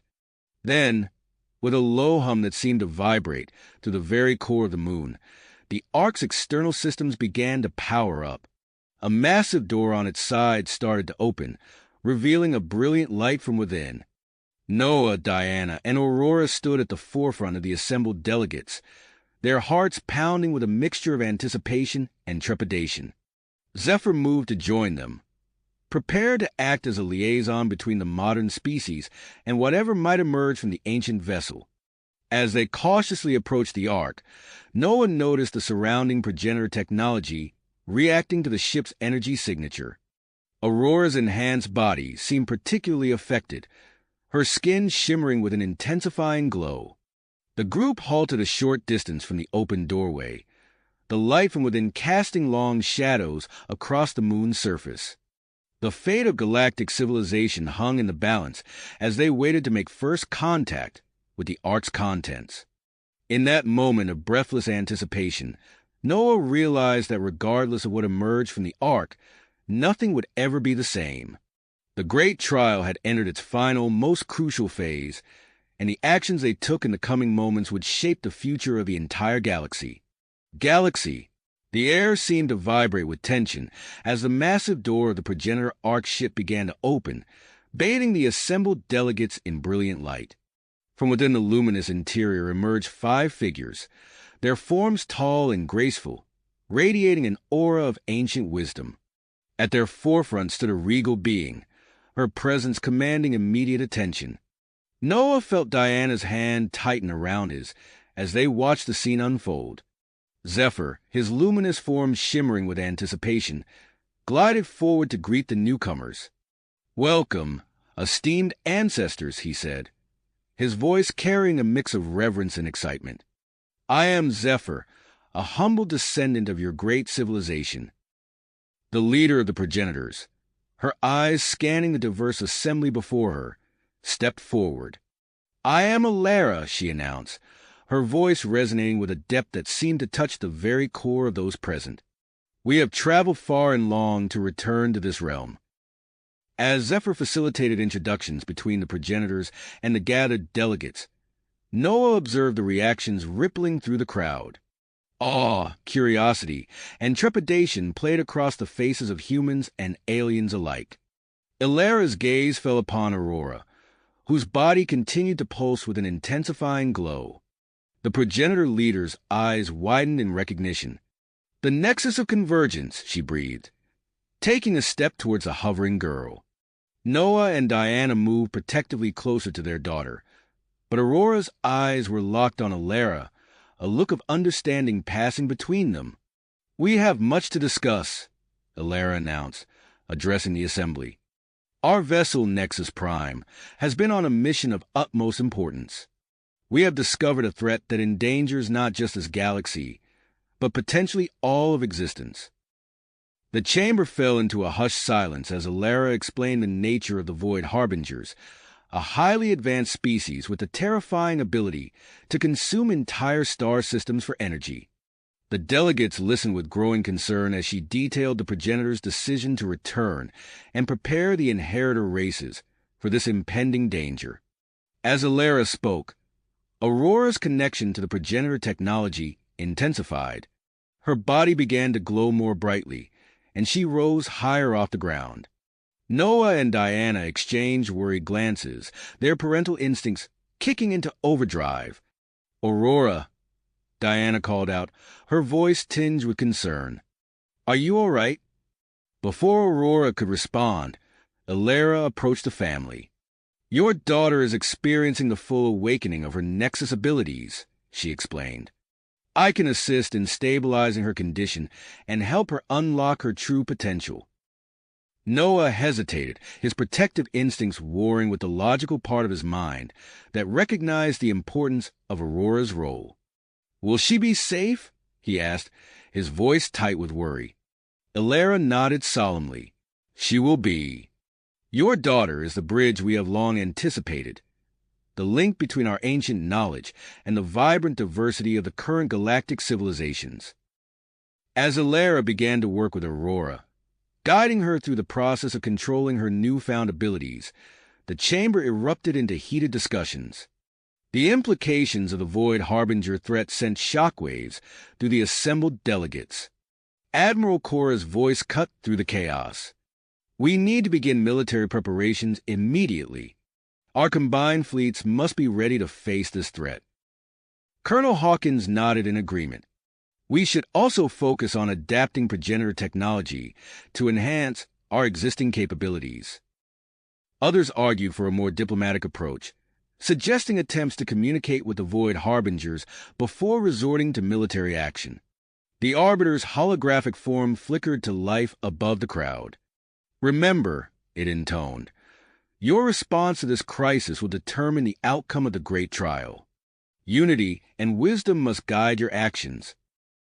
Noah, his mind racing with the enormity of the situation, stepped forward. We need a unified approach, he declared, his voice carrying across the chamber. I propose we form a galactic council with representatives from all species.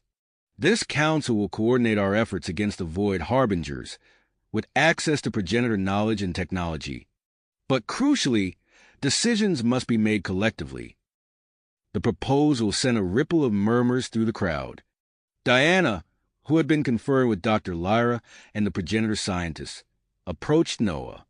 The data from Nexus Prime shows the Void Harbingers are still distant, but they're steadily moving towards our galaxy, she reported, her voice low and urgent. We have time to prepare, but not much. As discussions about the Galactic Council began to take shape, Colonel Hawkins took charge of organizing joint training exercises between the various species' military units. Admiral Cora offered her expertise in space combat tactics, working to integrate progenitor technology with existing fleet capabilities. To everyone's surprise, Vex, the leader of the Scion faction, stepped forward. The Scions offer our knowledge of progenitor technology to aid in the preparation efforts, he announced, his cybernetic eyes scanning the crowd. We understand the importance of unity in the face of this threat. As these events unfolded, Aurora's condition began to stabilize under Alara's guidance. The young hybrid's feet touched the ground once more, her body still glowing, but no longer pulsating erratically. She turned to her parents, her eyes shimmering with newfound knowledge and power. I can see it all so clearly now, Aurora said, her voice carrying an otherworldly resonance. The progenitor systems, the complex technologies, I can translate them, make them understandable to everyone. Noah and Diana embraced their daughter, pride and concern warring in their hearts. They knew that Aurora's destiny now extended far beyond their protection, yet they silently vowed to support her every step of the way. As the newly formed Galactic Council began to take shape, with representatives from each species taking their places, Noah found himself at the center of this unprecedented alliance. He watched as teams of scientists and engineers from various species swarmed around the Nexus Prime, eager to unlock its vast stores of knowledge and technology. The Arbiter's voice echoed through the chamber once more. The final phase of the Great Trial has begun. Your success will be judged not only on your military readiness, but on your ability to work together and uphold the values of knowledge, cooperation, and responsible use of advanced technology. Noah took a deep breath, feeling the weight of responsibility settling on his shoulders. He looked at Diana, who nodded encouragingly, and then at Aurora, who stood tall and confident beside Alara. As the Nexus Prime's fabrication systems hummed to life, beginning the production of key components for their defense, Noah steeled himself for the challenges ahead. The fate of humanity and all alien species now rested on this fledgling alliance.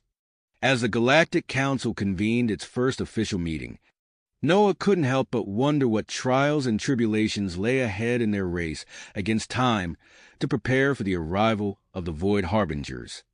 As the Galactic Council convened its first official meeting, Noah couldn't help but notice the change in Aurora's demeanor. His daughter, once curious and playful, now carried herself with an otherworldly gravitas. Her eyes, filled with ancient wisdom, darted between holographic displays only she could see. "Diana," Noah whispered, leaning close to his wife, Have you noticed how different Aurora seems? Diana nodded, her brow furrowed with concern. She's barely slept since interfacing with the Nexus Prime. I'm worried about the toll it's taking on her. As if on cue, Aurora's form flickered, her body momentarily translucent before solidifying again. The girl didn't seem to notice, her attention fixed on an invisible stream of data. Noah stood, excusing himself from the council meeting. "We need to talk to Alara," he said, his voice tight with parental concern. They found the progenitor leader near the Nexus Prime, her tall form silhouetted against the Ark ship's gleaming hull. Alara turned as they approached, her ancient eyes immediately understanding their unspoken question. "You're concerned about Aurora," she stated, her voice resonating with empathy. Diana stepped forward. Her body, her behavior, it's changing so rapidly. Is this normal? Alara's expression softened. Aurora's hybrid physiology is adapting to her enhanced connection with our systems. It's a process we've anticipated, but it's happening faster than expected. Noah's hands clenched at his sides. Is she in danger? Not immediate danger, Alara assured them. But to ensure her continued stability, I propose a specialized treatment. The progenitor leader led them into the Nexus Prime, explaining the intricacies of a biochamber designed to regulate Aurora's evolving physiology. As they walked through the ship's cavernous interior, Noah and Diana exchanged worried glances. "This treatment," Diana began, her scientific mind already racing. "How does it work?" Alara gestured to a cylindrical chamber filled with a softly glowing blue fluid. The chamber is filled with nanite-infused fluid that will help Aurora's body adjust to the changes. It combines our medical technology with Iconian healing techniques. Noah stared at the chamber, his stomach churning with a mix of hope and apprehension. "Is it safe?" "I believe it's necessary," Alara replied. "But I understand your hesitation. Perhaps you'd like to consult with Dr. Lyra and your Iconian medical team?" Hours later, after extensive discussions with the medical experts, Noah and Diana stood beside the biochamber, watching as Aurora was lowered into the luminescent fluid. Their daughter's eyes met theirs, a flicker of the child they knew shining through the veil of cosmic awareness. "It's okay," Aurora said, her voice echoing strangely. "I can feel it helping already." As the chamber sealed, Noah felt Diana's hand slip into his. They stood vigil, their hearts heavy with the weight of their decision. Meanwhile, in the council chambers, alarms blared to life. Admiral Cora's voice cut through the chaos.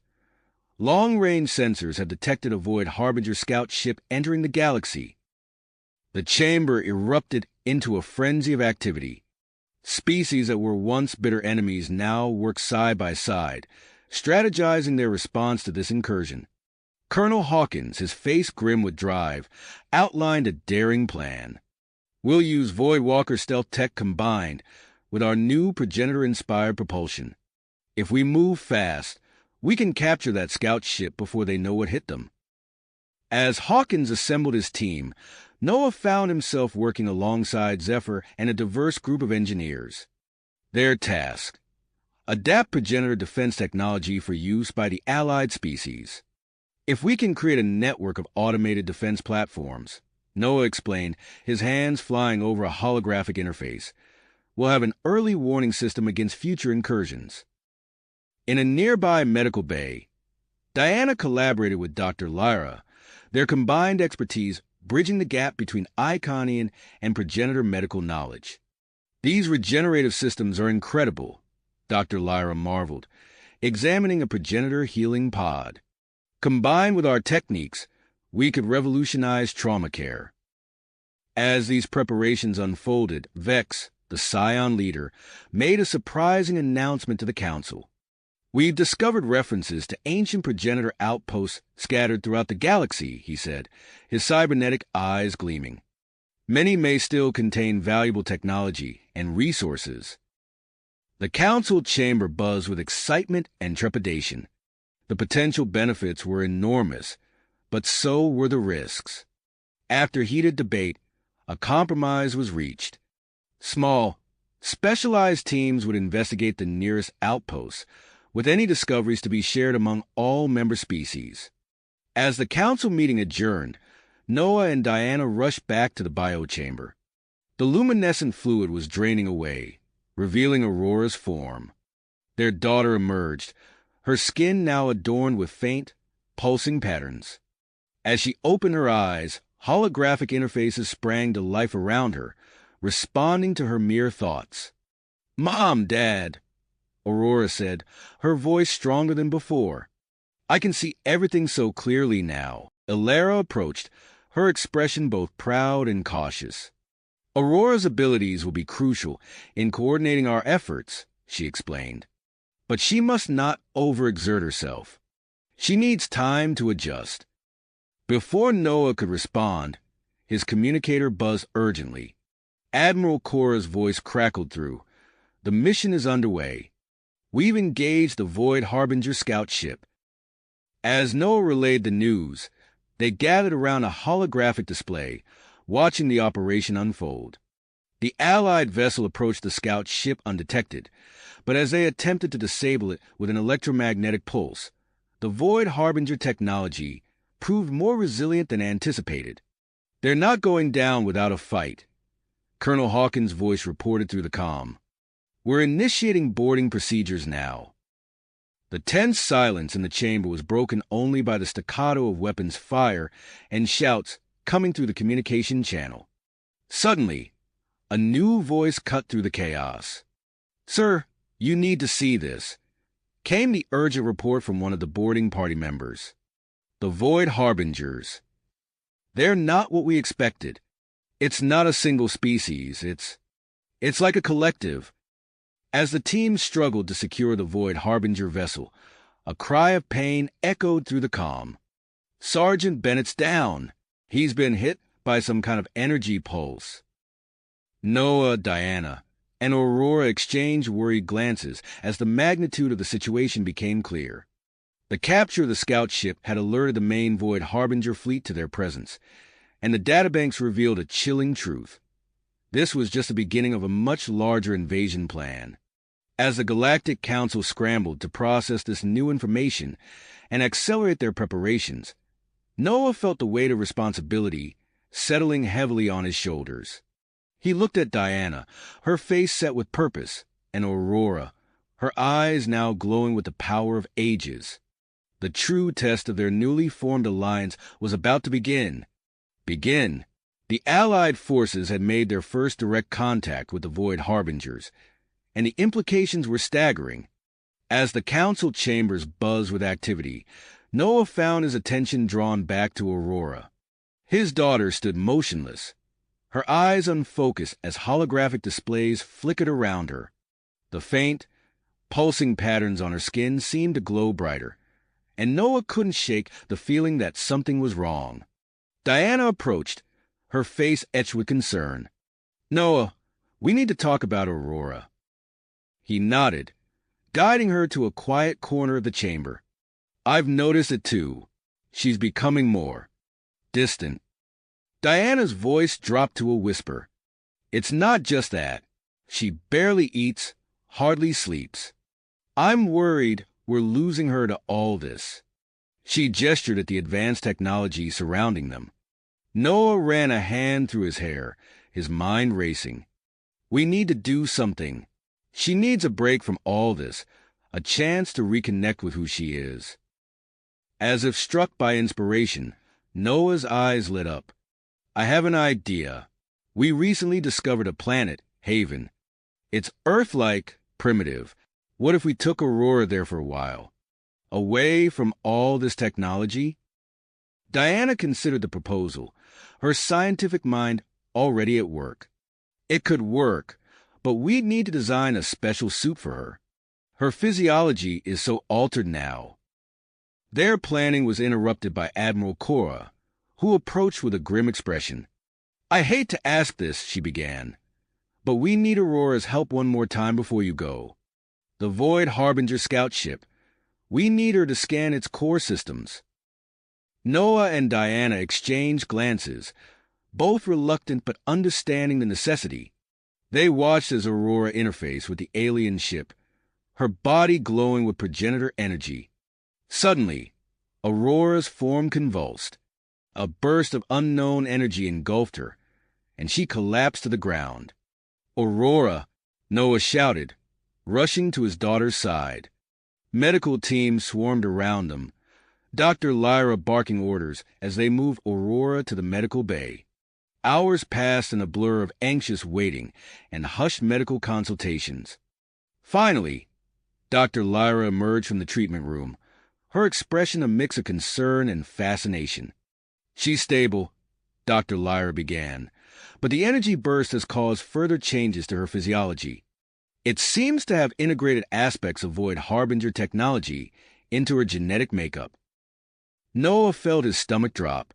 What does that mean for her? Dr. Lyra shook her head. "We're not entirely sure, but it's clear she needs time to adjust and recover." Diana stepped forward, her voice firm. "We're taking her to Haven now." The next few hours were a flurry of activity. Noah arranged a leave of absence from the council, while Diana worked with Iconian scientists to finalize Aurora's environmental suit. As they prepared to board their ship, a familiar face approached. Sergeant Marcus Bennett, still bearing the marks of his encounter with Void Harbinger technology, stood before them. "Sir," Bennett began, his voice hesitant, "I've been experiencing similar changes, dreams of Void Harbinger worlds. I was hoping maybe I could join you on Haven." Noah glanced at Diana, who nodded slightly. "Of course, Sergeant. We could use the company, and it might help Aurora to have someone who understands what she's going through." As they boarded their cloaked vessel, Noah couldn't help but feel a mix of hope and apprehension. The ship hummed to life, its advanced systems a stark contrast to the primitive world they were about to visit. Diana helped Aurora into her environmental suit, the girl's eyes distant and unfocused. "It's okay, sweetie," Diana murmured. "We're going somewhere that might help you feel better." The ship lifted off, leaving behind the bustling activity of the Allied fleet. As they entered hyperspace, Noah's thoughts turned to the challenges that lay ahead. How would Aurora cope with this new environment? Could Haven provide the respite she so desperately needed? As the blue swirl of hyperspace engulfed their vessel, Noah couldn't shake the feeling that their journey to Haven would be more than just a family retreat. Something awaited them on that primordial world, something that could change everything. The ship's computer chimed, signaling their approach to Haven. Noah moved to the cockpit, watching as the swirling vortex of hyperspace gave way to the star-studded blackness of normal space. And there, growing larger in the view screen, was Haven, a blue-green jewel suspended in the void. As they began their descent, the ship's sensors pinged an alert. Noah frowned, studying the readout. "That's odd," he muttered. "There's some kind of energy signature down there. It doesn't match any of Haven's natural readings."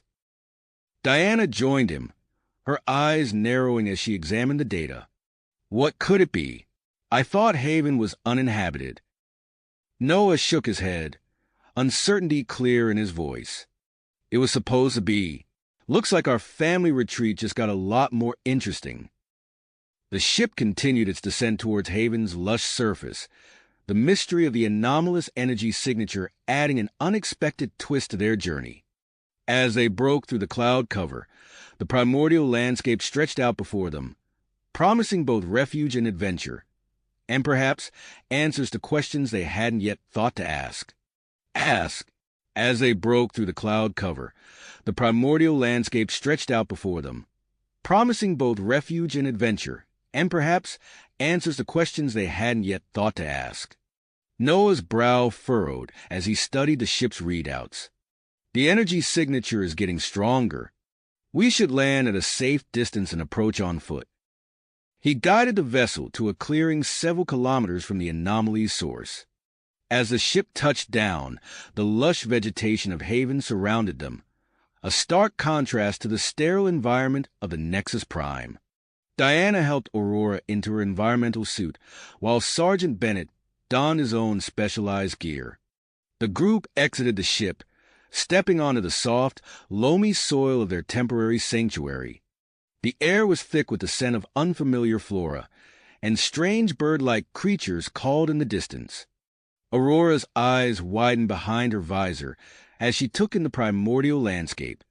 "It's beautiful," she whispered, a spark of her old self shining through the weight of her recent transformations.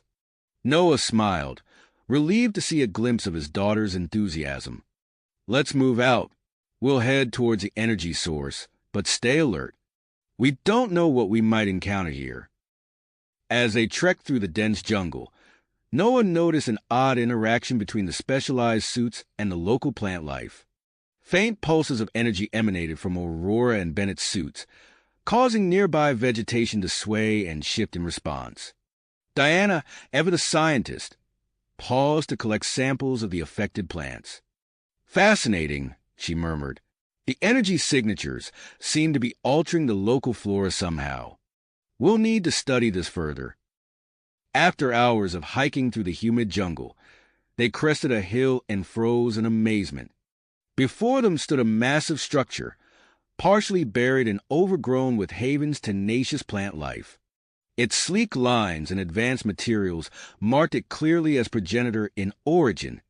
"This can't be from the Nexus Prime," Noah said, his voice hushed with awe.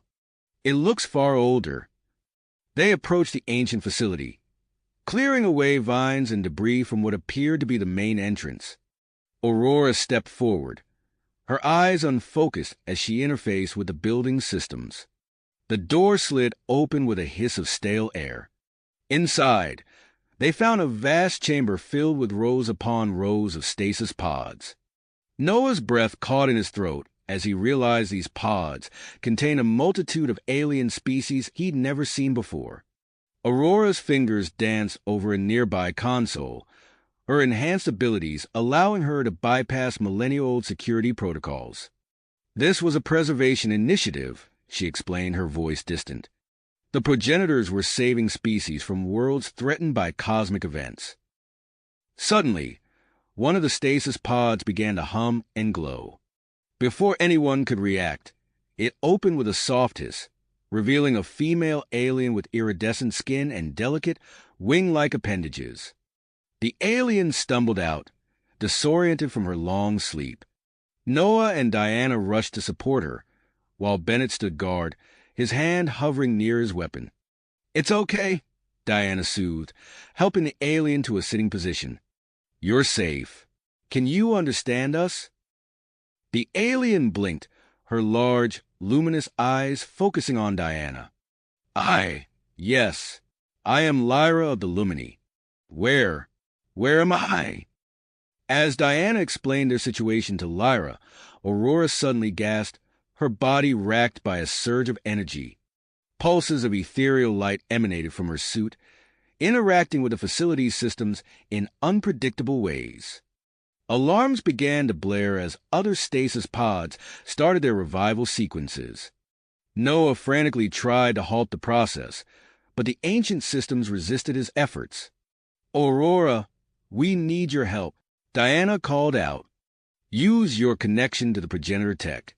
We need to stabilize the revival process before the system overloads." As Aurora struggled to regain control of the facility systems, Bennett's voice cut through the chaos. "We've got company."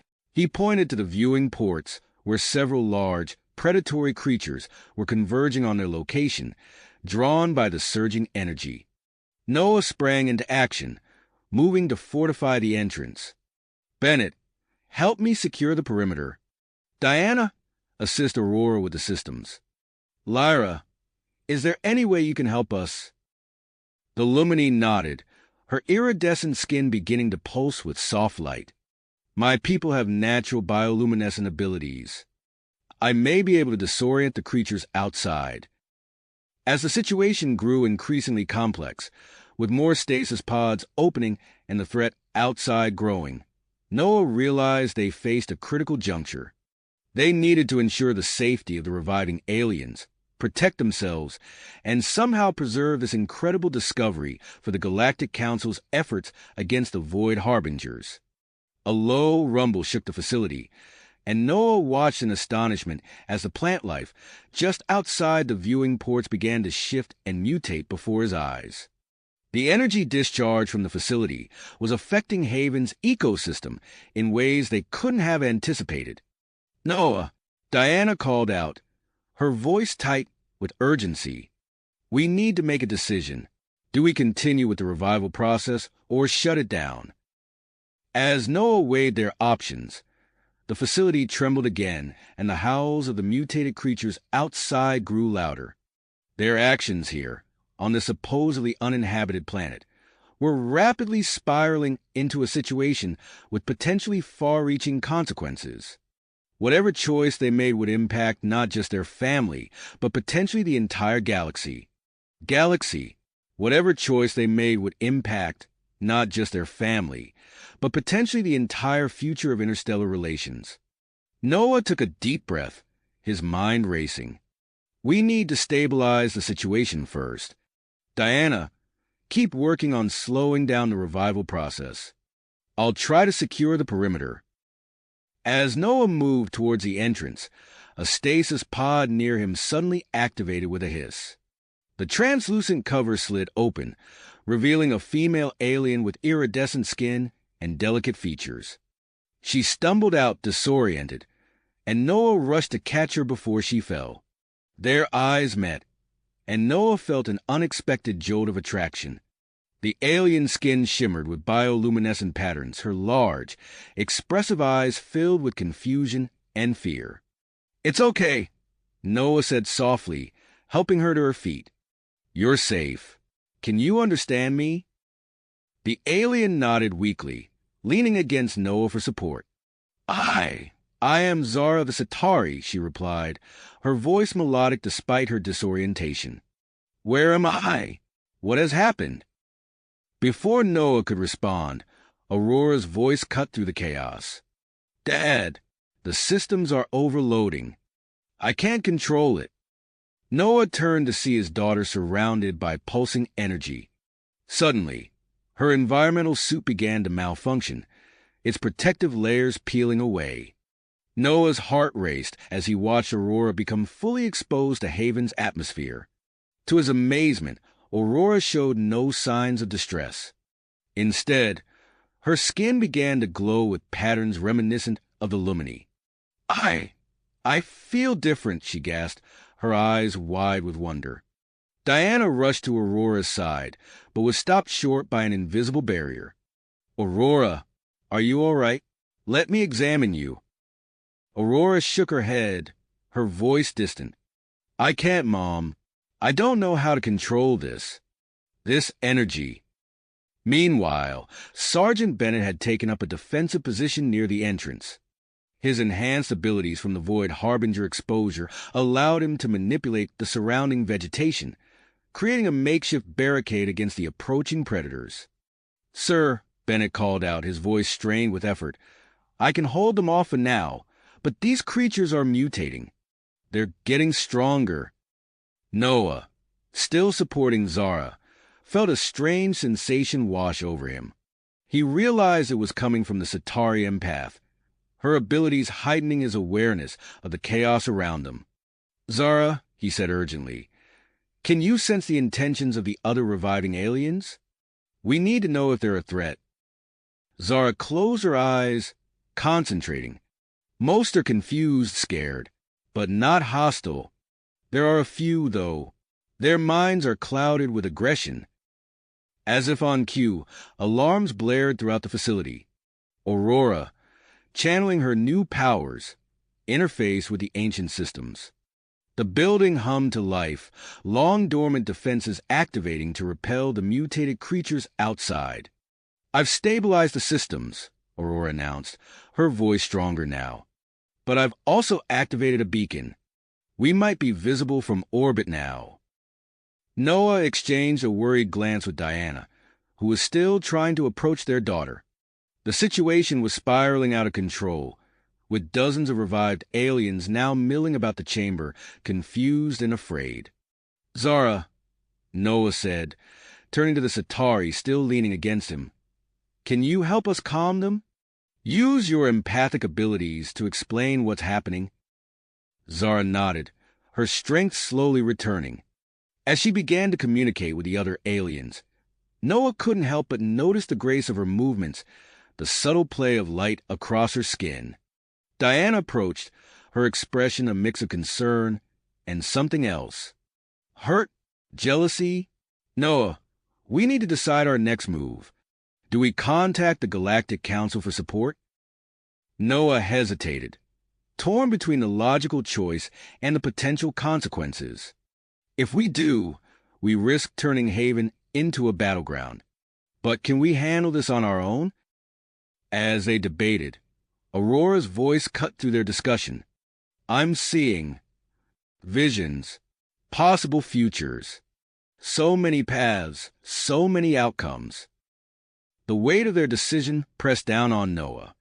The fate of Haven, its new inhabitants, and perhaps the entire galaxy hung in the balance. As he looked around at the diverse group of aliens, at his mutated daughter, at the woman he loved, and the new arrival who stirred unexpected feelings, Noah realized that whatever choice they made would change everything. The facility rumbled again, a reminder that time was running out. They needed to act, and soon. But which path would they choose? The weight of responsibility pressed down on Noah's shoulders as he looked at the faces around him, his daughter Aurora, pulsing with otherworldly energy. Diana, her eyes filled with concern and purpose. Sergeant Bennett, straining to maintain their defenses. And Zara, the newly awakened Centauri, her iridescent skin shimmering in the dim light of the facility. "We need to make a decision," Noah announced, his voice cutting through the chaos. "But it can't be mine alone. We're all in this together now. Let's put it to a vote." Diana stepped forward, her scientific mind already racing with possibilities. "We should contact the Galactic Council. They have the resources to handle this situation properly." Bennett shook his head, his hands still manipulating the plant life around the entrance. "With all due respect, ma'am, that could turn Haven into a war zone. We've seen how the Council operates." Zara, still leaning against Noah for support, spoke softly. "I sense great fear and confusion from the others awakening. Bringing in outside forces may only escalate the situation." Aurora's eyes glowed with an otherworldly light as she added, "We have the ability to manage this ourselves. I can feel it." Noah nodded, taking in their perspectives. "All in favor of maintaining secrecy and handling this on our own?" The vote was unanimous. Noah felt a mix of relief and apprehension as they committed to their course of action. "All right, let's get to work. We need to stabilize the situation and care for the awakened aliens." As the days passed, the ancient facility transformed into a bustling refugee center. Noah found himself working closely with Zara, their shared goal of caring for the newly awakened aliens, bringing them together. Her empathic abilities proved invaluable in calming the confused and frightened beings. One afternoon, as they guided a group of disoriented Brixians to their temporary quarters, Noah found himself acutely aware of Zara's presence. Her hand brushed against his as they walked, sending a jolt of electricity through his body. He glanced at her, catching the subtle play of light across her iridescent skin. Zara met his gaze, her large eyes reflecting a depth of understanding that took his breath away. "You're conflicted," she said softly, her empathic abilities picking up on his inner turmoil. Noah nodded, unable to deny it. "This situation is complicated." Before he could elaborate, a commotion from the central chamber drew their attention. They rushed to find Aurora floating several feet off the ground, her body now more energy than matter. Tendrils of light extended from her, connecting with the surrounding plant life. "The mutations," Aurora gasped, her voice echoing strangely. I can stabilize them. Diana approached cautiously, her scientist's mind warring with her maternal instincts. Aurora, be careful. We don't know the long-term effects of. But Aurora was already channeling her energy into the mutated flora and fauna. The plants writhed and shifted, their unnatural growths receding. However, with each pulse of energy, Aurora's form seemed to flicker and distort.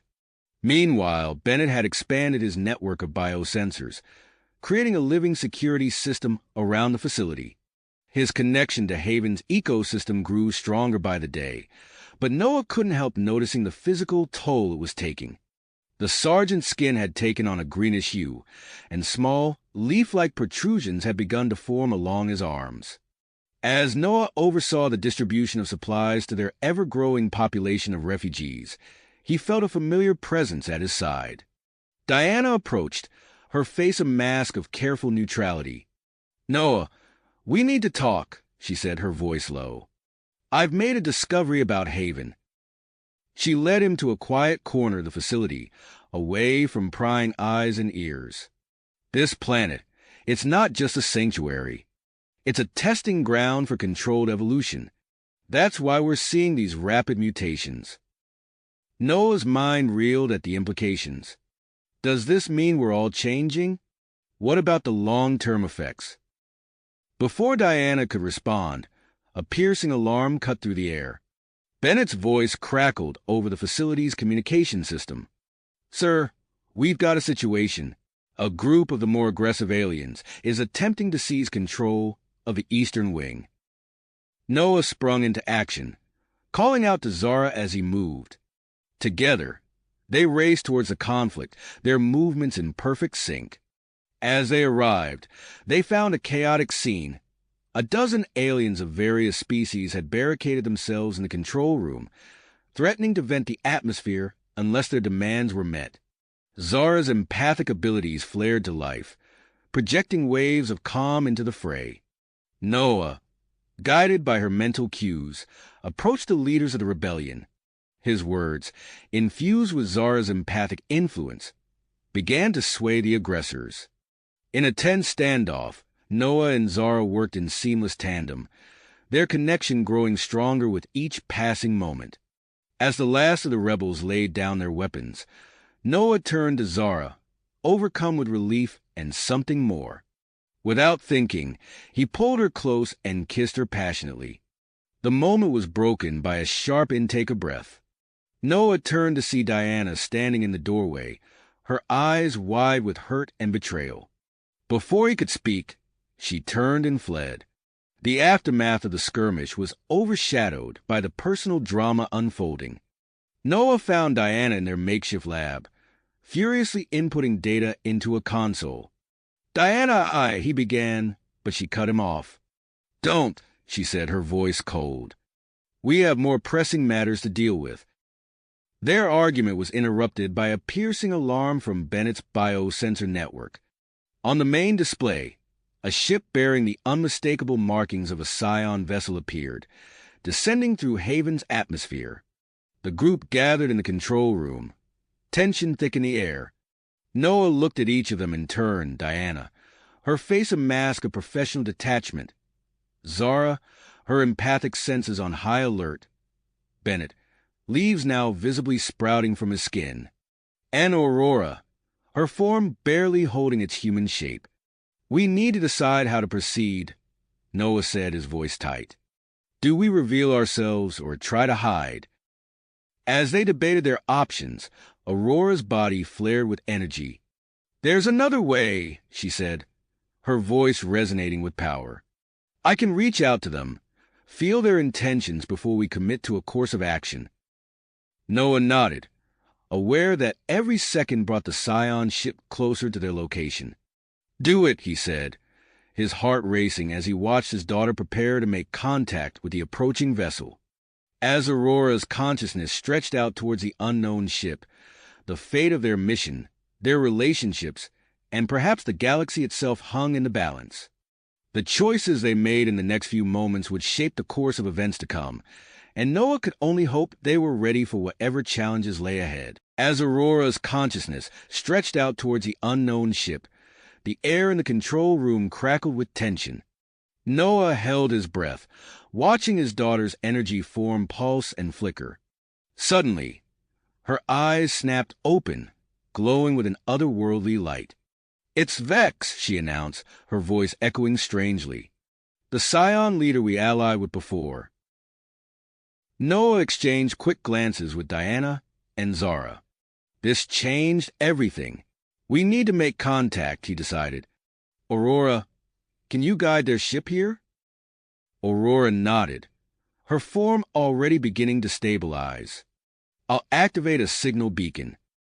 Noah turned to the others. "Diana, Zara, you're with me. We'll meet them outside. Bennett, stay here and keep an eye on our guests." As they emerged from the facility, the Scion ship descended through Haven's atmosphere, its sleek form glinting in the alien sunlight. Noah felt a mixture of relief and apprehension as the vessel touched down in a nearby clearing, stirring up a cloud of multicolored pollen. The ship's hatch opened with a hiss, and Vex stepped out, followed by a small team of Scion scientists. The Scion leader's eyes widened as he took in the transformed landscape around him. "Noah," Vex greeted, his tone a mix of surprise and curiosity. "We detected an energy surge from this sector. I must admit, I didn't expect to find you here." Noah nodded, stepping forward. "It's a long story, Vex, but I'm glad it's you who found us." As Noah briefed Vex on their discoveries, the stasis pods, the rapid mutations, the awakened aliens, he couldn't help but notice the hungry gleam in the Scion leader's eyes. When he finished, Vex was silent for a moment, processing the information. "This is extraordinary," Vex said finally. "A progenitor outpost, right under our noses. The research potential is immense." He paused, his gaze sweeping over the facility. "We can help you, Noah. Provide resources, personnel to manage this growing population. But in return, we want unrestricted access to all data and technology discovered here." Noah felt Diana stiffen beside him. He knew she'd have reservations about sharing their findings so freely. But before he could respond, a commotion from the facility drew their attention. Aurora burst through the entrance, her body now a swirling vortex of energy awe-inspiring within a humanoid shape. Vex and his team recoiled in shock. "The Void Harbingers," Aurora gasped, her voice resonating with power. "They're coming. I've seen it." Noah's heart raced as he processed this new threat. He turned to Vex, decision made. "We accept your offer, but on one condition. Haven's location remains a secret from the wider Galactic Council, for now." Vex nodded solemnly. "Agreed." As Scion personnel began setting up equipment around the facility, Noah noticed Diana's troubled expression. He approached her, hoping to bridge the growing gap between them. "Diana, I know this isn't ideal, but dash." She cut him off, her voice tight. "Not now, Noah. We have work to do." Before he could press further, Bennett burst out of the facility, leaves rustling where his skin should have been. "Sir, we've got a situation. Some of the more aggressive aliens have escaped containment. They're heading for the valley to the east." Noah sprang into action. "Zara, you're with me. Vex, can we borrow some of your security team?" Minutes later, Noah found himself trekking through Haven's dense jungle, Zara at his side and Scion security personnel spread out around them. The alien flora seemed to pulse with energy, reacting to their presence. As they pushed through a particularly thick patch of vegetation, Noah and Zara suddenly found themselves alone, separated from the rest of the search party. The jungle's strange beauty surrounded them, bioluminescent flowers casting an ethereal glow. Noah turned to Zara, acutely aware of her closeness in the humid air. Her iridescent skin shimmered in the soft light, and he felt an irresistible pull towards her. "Zara, I dash." She silenced him with a touch, her empathic abilities picking up on his surging emotions. Without a word, they came together, the danger and exertion of the chase igniting a passionate embrace amidst the alien flora. Later, as they regrouped with the search party and the captured escapees, Noah couldn't shake the lingering sensations of their encounter. But reality crashed back as they returned to the facility, finding it transformed into a hive of activity. Scion scientists scurried about, setting up experiments to study Haven's unique properties. In the center of it all stood Diana and Vex, locked in a heated argument. "We can't just activate it," Diana shouted. "We have no idea what the consequences could be." "But think of the potential," Vex countered. "A new, advanced life form dash." Noah stepped between them. "What's going on?" Diana turned to him, her eyes blazing.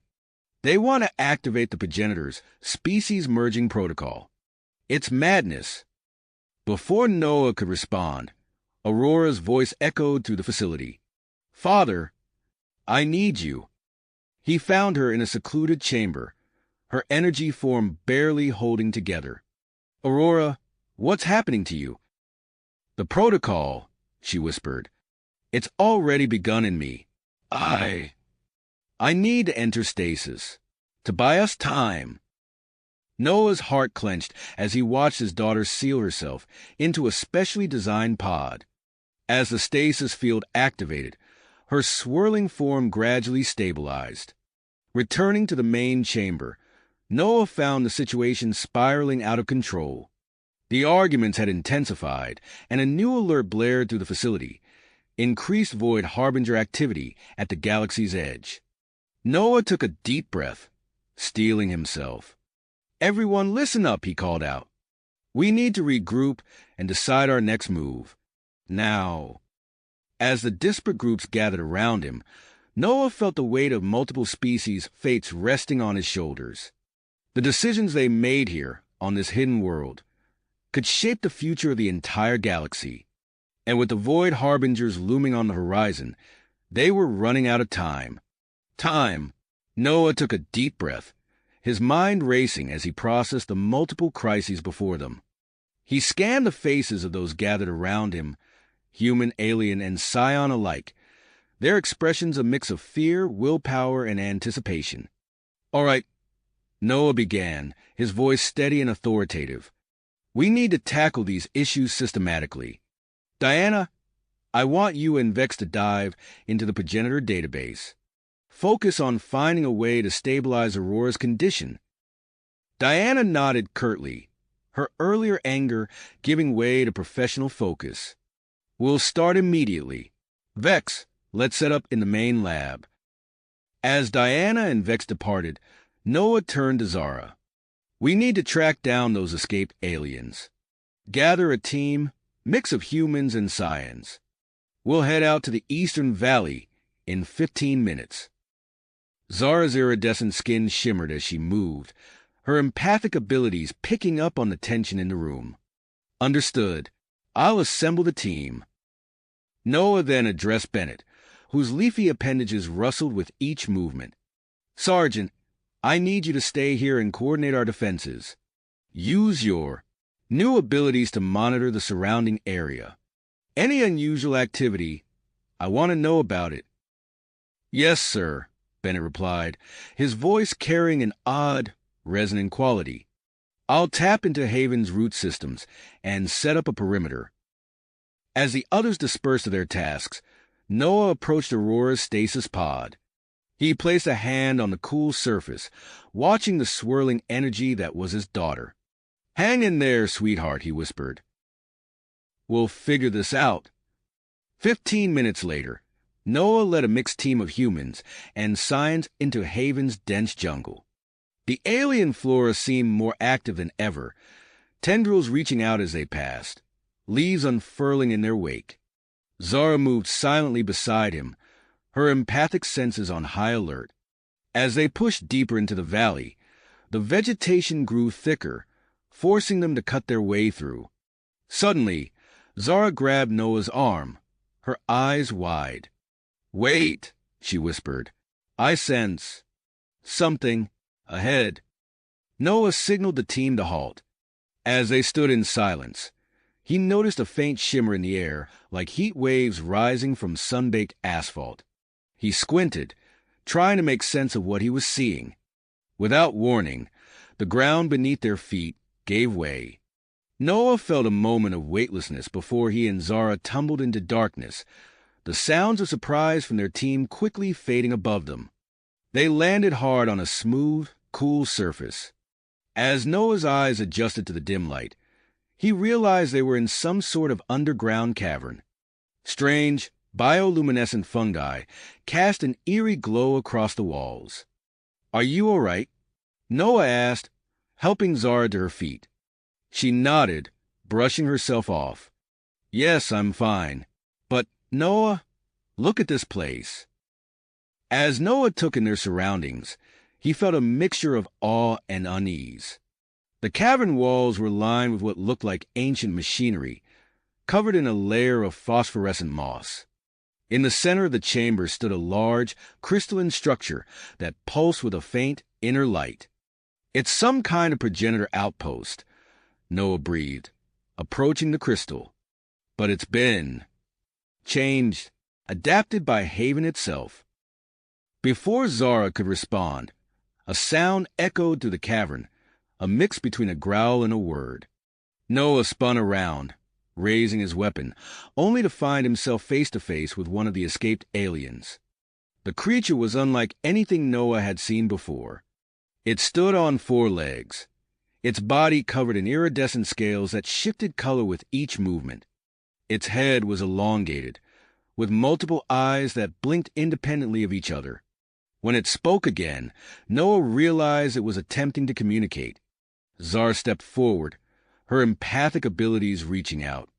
"It's okay," she said softly. "We're not here to hurt you." The alien's colors shifted from a threatening red to a more neutral blue. It made a series of clicking sounds, which Zara seemed to understand. "It's saying there are more of them," she translated. "They've formed a community down here. They're afraid of what's happening to them." Noah lowered his weapon, his mind racing with the implications of this discovery. "Tell them we want to help. We need to understand what's happening on Haven, and they might be the key." As Zara communicated with the alien, Noah activated his comm unit. "Bennett, do you read me?" Static crackled for a moment before Bennett's voice came through. "Loud and clear. Sir, what's your status?" "We've made contact with the escaped aliens," Noah reported. "There's a lot more going on here than we realized. We're going to need more time to investigate." "Understood, sir," Bennett replied. "But you should know Vex has been in contact with Scion High Command. They're sending reinforcements. A lot of them." Noah felt a knot form in his stomach. More Scions meant more attention, more chances for Haven's location to be compromised. But as he looked at the alien before him, at the ancient technology surrounding them, he knew they needed all the help they could get. "Acknowledged," Noah said. "Keep me updated on any developments. We'll return as soon as we can." As he ended the communication, Zara turned to him, her expression grave. "Noah, they've agreed to show us more, but there's something else, something they're afraid of, deep in these caverns." Noah nodded, steeling himself for whatever lay ahead. As they followed the alien deeper into the underground network, he couldn't shake the feeling that they were on the brink of a discovery that would change everything, not just for Haven, but for the entire galaxy. The cavern walls seemed to pulse with an inner light as they ventured deeper, the alien technology becoming more prevalent with each step. Noah's mind raced with questions, theories, and plans, knowing that the next few hours could determine the fate of not just Haven, but potentially the entire galaxy in the face of the looming Void Harbinger threat. As Noah contemplated their next move, a sudden tremor shook the facility, followed by a deafening boom. The lights flickered and died, plunging them into darkness. What was that? Zara's voice cut through the eerie silence. Before Noah could respond, emergency lights sputtered to life, casting a dim red glow throughout the chamber. The facility's alarms blared to life, their urgent wails echoing off the walls. Bennett report. Noah barked into his comm unit. Static crackled for a moment before Bennett's voice came through, strained and urgent. Sir, we've got a major situation. The power surge from Aurora's containment chamber triggered a cascade failure. Multiple stasis pods have activated simultaneously. Noah's heart raced as he processed the implications. How many? Dozens. Sir, we've got various alien species pouring into the facility. It's chaos down here. Noah sprang into action, his mind already formulating a plan. Zara, gather our team and any loyal aliens. We need to contain and calm the newly awakened species. Guide them to temporary holding areas. Zara nodded, her empathic abilities already reaching out to sense the growing turmoil. On it. Noah turned to the others. Diana, Vex, we need to restore power to critical systems. Aurora's chamber and our defenses take priority. As they rushed to their tasks, Noah couldn't shake the feeling that this was only the beginning of their troubles. His instincts proved correct when Bennett's voice crackled over the comm once more. Sir, we've got another problem. Krell and his faction are making a move. They've overpowered the guards in the lower levels and are accessing restricted progenitor tech. Noah cursed under his breath. What are they after? Unknown, sir, but wait. They've activated some kind of device. It's accelerating mutations in organic matter. Krell's followers are changing before our eyes. The situation was spiraling out of control. Noah made a split-second decision. Bennett, use your plant network to monitor Krell's movements. I'm redirecting a team to contain the rebellion. As Noah coordinated the response teams, he could hear the sounds of conflict echoing through the facility. The clash of weapons mixed with inhuman roars, and the hum of alien technology. Diana's voice cut through the chaos. Noah, I've made a breakthrough. I've developed a stabilizing agent that can temporarily halt the mutation process. I'm producing it in bulk now. Good work, Noah replied. We'll need it. How soon can you have it ready for distribution? Give me 30 minutes. I'll load it into the air filtration system. Noah nodded, then turned to Vex. We need reinforcements. Can you contact the Scion fleet? Vex was already activating his long-range communicator. On it. I'll request additional troops and containment equipment. As Noah prepared to lead a strike team to confront Krell, he found himself face-to-face with Zara. Her iridescent skin gleamed with a sheen of sweat, her eyes wide with a mix of fear and commitment. Noah, be careful, she said, her voice barely above a whisper. I sense great danger ahead. Without thinking, Noah pulled her close, their lips meeting in a desperate, passionate kiss. For a moment, the chaos around them faded away, leaving only the warmth of their embrace. As they parted, Noah squeezed Zara's hand. Stay safe. We'll finish this conversation later. With a final nod, Noah led his team deeper into the facility. The corridors were a battleground, filled with the sounds of conflict and the eerie glow of mutating flesh. They fought their way through waves of Krell's followers, their bodies twisted and enhanced by the progenitor device. As they neared the chamber housing the mutation accelerator, Noah felt a strange tingling in his extremities. The air itself seemed charged with energy, affecting everyone in its vicinity. Hold your positions. Noah ordered his team as they reached the chamber's entrance. I'm going in alone. Before anyone could protest, Noah burst through the door. Inside, he found Krell standing before a pulsing, crystalline structure, the source of the mutations. Krell turned, his body now a monstrous amalgamation of alien features. Ah, Noah, come to witness the birth of a new, superior species? Noah raised his weapon. "It's over, Krell." "Shut it down." Krell laughed, the sound distorted by his mutated vocal cords. "You still don't understand, do you? This is evolution, Noah. Progression. Join us, or be left behind."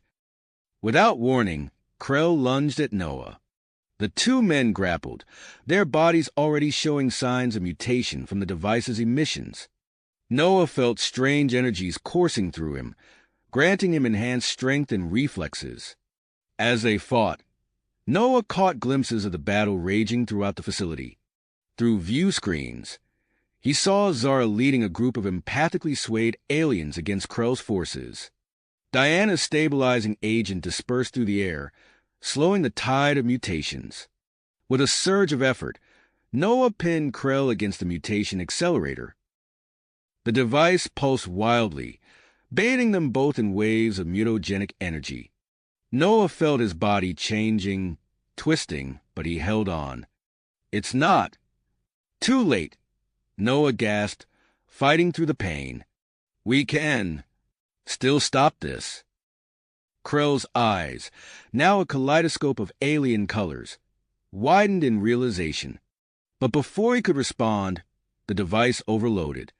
A blinding flash filled the chamber, and Noah felt himself falling into darkness. When he opened his eyes, Noah found himself in the medical bay, surrounded by concerned faces. Diana stood over him, administering another dose of the stabilizing agent. "What happened?" Noah croaked, his voice barely recognizable. Zara squeezed his hand, her eyes brimming with tears. "You did it, Noah. You stopped Krell and shut down the device. But you were exposed to a massive dose of mutagens." As Noah processed this information, he became aware of the changes in his body. His senses seemed sharper, his mind clearer, but there was an underlying wrongness to it all. "The facility?" he asked, struggling to sit up. Vex stepped forward. "Under control, thanks to your actions and the Scion reinforcements." "But Noah, things have changed. The mutations, the technology we've unlocked, it's accelerated our timeline." Noah nodded grimly, understanding the implications. They had gained potential weapons against the Void Harbingers, but at what cost? And how long could they keep Haven's secret safe? As if in response to his thoughts, a holographic projection of Aurora flickered to life beside his bed.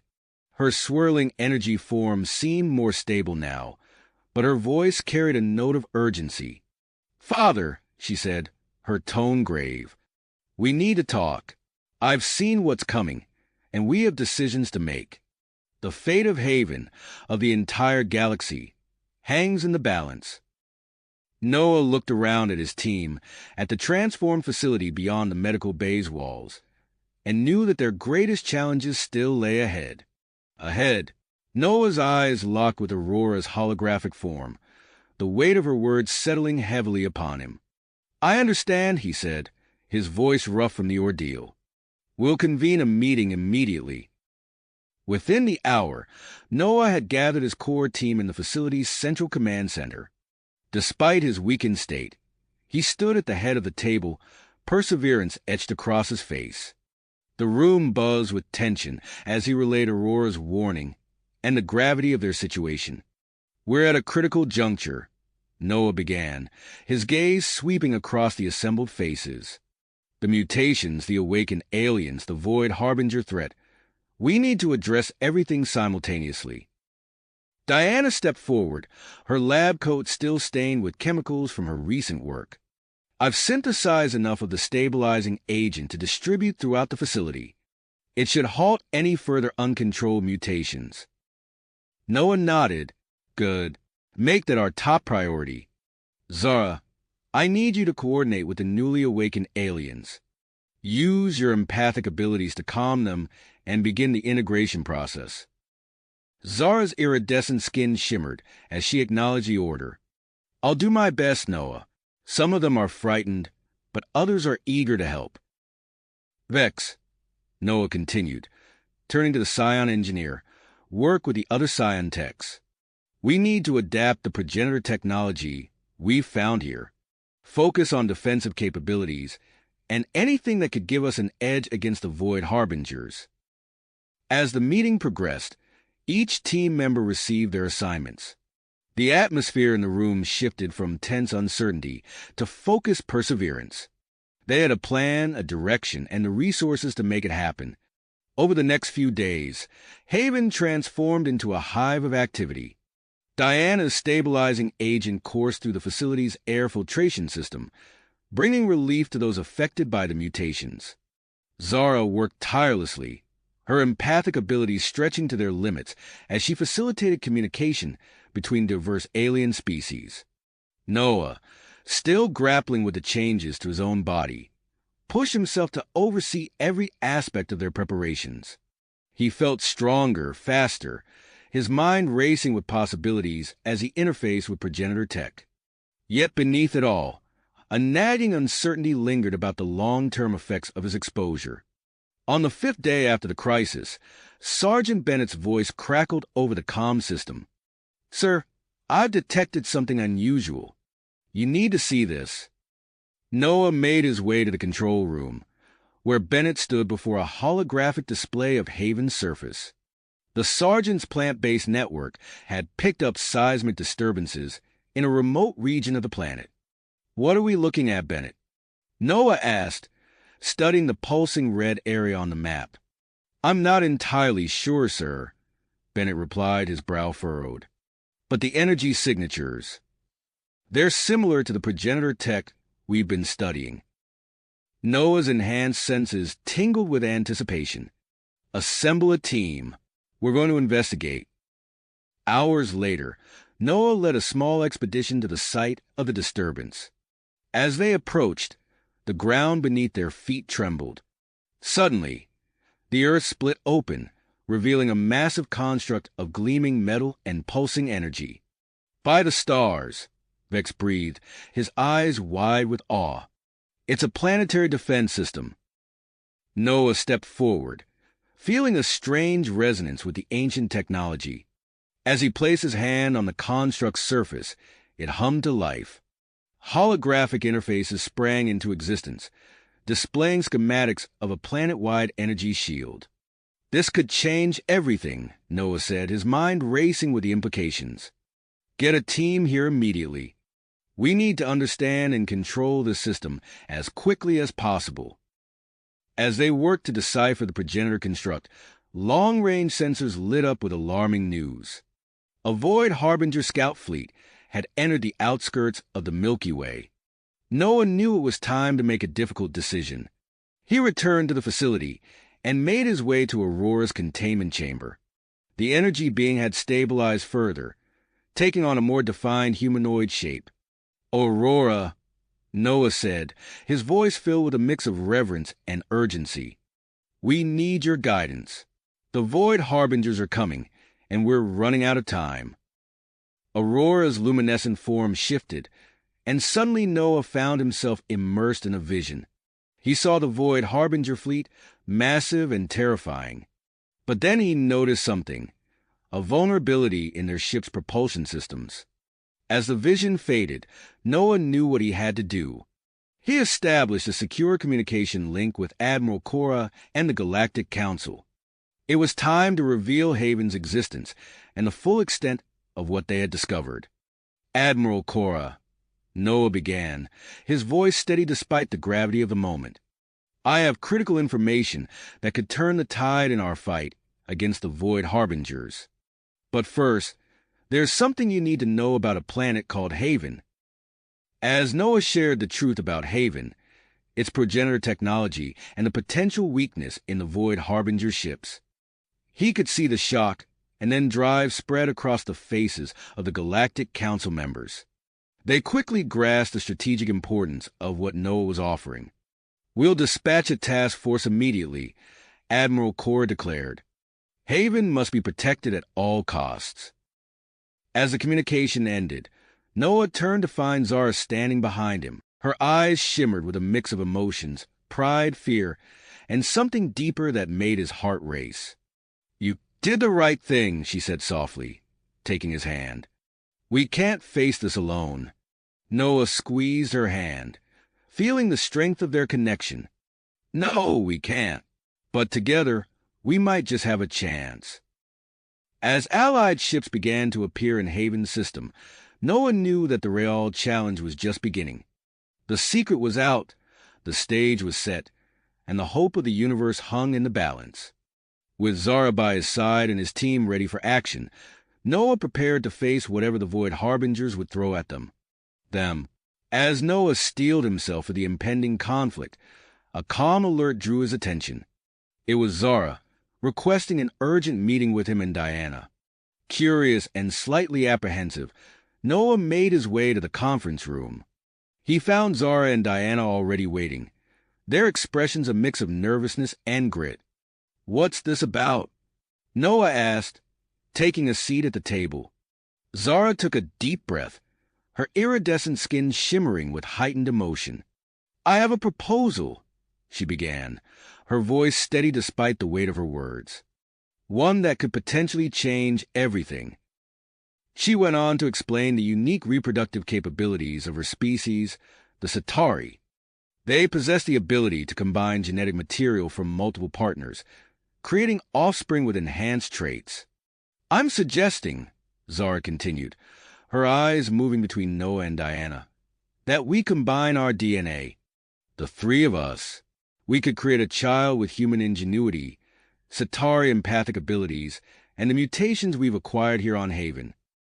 The room fell silent as Noah and Diana processed Zara's words. Noah's mind raced, considering the implications of such a union.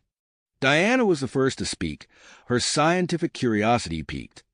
"The potential is extraordinary. A being with our combined traits could be uniquely suited to interface with progenitor technology and possibly even resist Void Harbinger influence." Noah nodded slowly, his gaze meeting Zara's. "This is unexpected," he said, his voice low. "But I can see the strategic value. And on a personal level." He trailed off, emotions welling up inside him. The three spent hours discussing the proposal, weighing the ethical considerations and potential outcomes. As the Void Harbinger fleet drew ever closer, they came to a decision. "Let's do it," Noah said finally, reaching out to take both Zara and Diana's hands. "For the future of Haven, and for us." The genetic melding procedure took place in a specially prepared laboratory. Scion geneticists worked alongside Diana, carefully combining the DNA of the three partners. As the process reached its climax, Aurora's containment field suddenly fluctuated. "What's happening?" Noah demanded, watching as Aurora's energy form surged towards a developing embryo. Before anyone could react, Aurora merged with the genetic material. The resulting hybrid began to develop at an accelerated rate, the artificial womb pulsing with an otherworldly light. Days passed in a blur of preparation and anticipation. The Allied fleet arrived, taking up defensive positions around Haven. Noah coordinated with Admiral Cora, outlining their strategy for the coming battle. As the first Void Harbinger ships appeared on long-range scanners, alarms blared throughout the facility. Noah rushed to the laboratory, arriving just as the artificial womb began to open. A young woman emerged, her body glowing with residual energy from her accelerated growth. Her eyes, a swirling mix of colors, locked onto Noah's. "Father," she said, her voice carrying echoes of Aurora's otherworldly tones. "Nova," Noah breathed, the name coming to him instinctively. Within hours, Nova had integrated herself into Haven's command structure. Her connection to progenitor technology was unprecedented, allowing her to interface directly with the planet's defense systems. As the Void Harbinger fleet entered the system, Nova stood at the center of Haven's control room. Her hands danced over holographic interfaces, coordinating the movements of the Allied ships with unparalleled efficiency. "Multiple hostiles, bearing 347, a technician called out. Nova's eyes flashed, and a section of Haven's planetary shield intensified. Void Harbinger energy weapons splashed harmlessly against the barrier. Exploit their propulsion weakness, Nova commanded, her voice carrying an authority beyond her apparent years. Focus fire on these coordinates. The battle raged on, with Haven's defenders slowly gaining the upper hand. Nova's strategies kept the Void Harbinger forces off balance, unable to bring their full strength to bear. In a moment of desperation, the Void Harbingers launched a massive psychic assault, attempting to overwhelm the defenders' minds. Nova stood firm, her empathic abilities shielding her allies. "Now!" she called out, her body beginning to glow with Aurora's energy.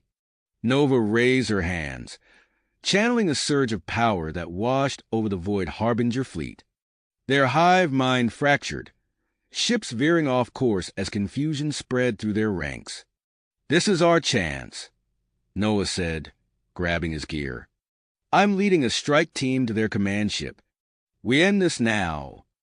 As Noah's team fought their way to the alien vessel, Nova continued to coordinate the battle from Haven. Zara and Diana stood by her side, lending their strength and expertise. Deep within the Void Harbinger command ship, Noah and his team reached the core. What they found there shook them to their core, a writhing mass of assimilated species, all connected to a pulsing, corrupted AI. "It's a progenitor creation," Noah realized, his mutated senses allowing him to interface with the ancient technology, corrupted and driven mad over millennia. With Zara's empathic support streaming through their neural link and Diana's scientific insights guiding him, Noah began the delicate process of rewriting the AI's core directives. As he worked, the battle outside reached its crescendo.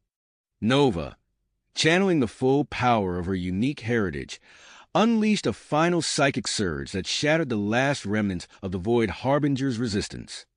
Noah felt the change ripple through the command ship, the hostility drained from the assimilated beings, replaced by confusion and then understanding.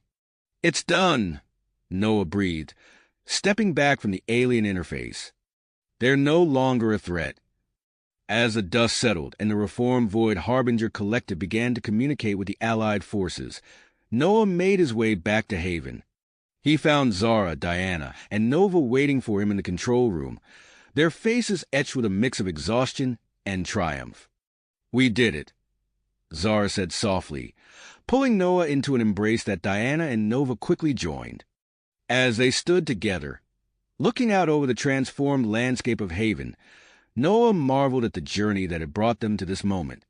What had begun as a secret outpost had become the cradle of a new galactic civilization. Nova stepped forward, her eyes fixed on the horizon. "This is just the beginning," she said, her voice filled with promise. "There's so much more for us to discover, to build." Noah nodded, squeezing Zara and Diana's hands. "Together," he said, watching as the first rays of Haven's sun broke through the clouds, heralding the dawn of a new era. You have reached the end of the story. If you enjoyed this story and want to support us, please leave a like and subscribe to our channel, and for every comment that says 88, I will heart every single one of them. Thank you for your time.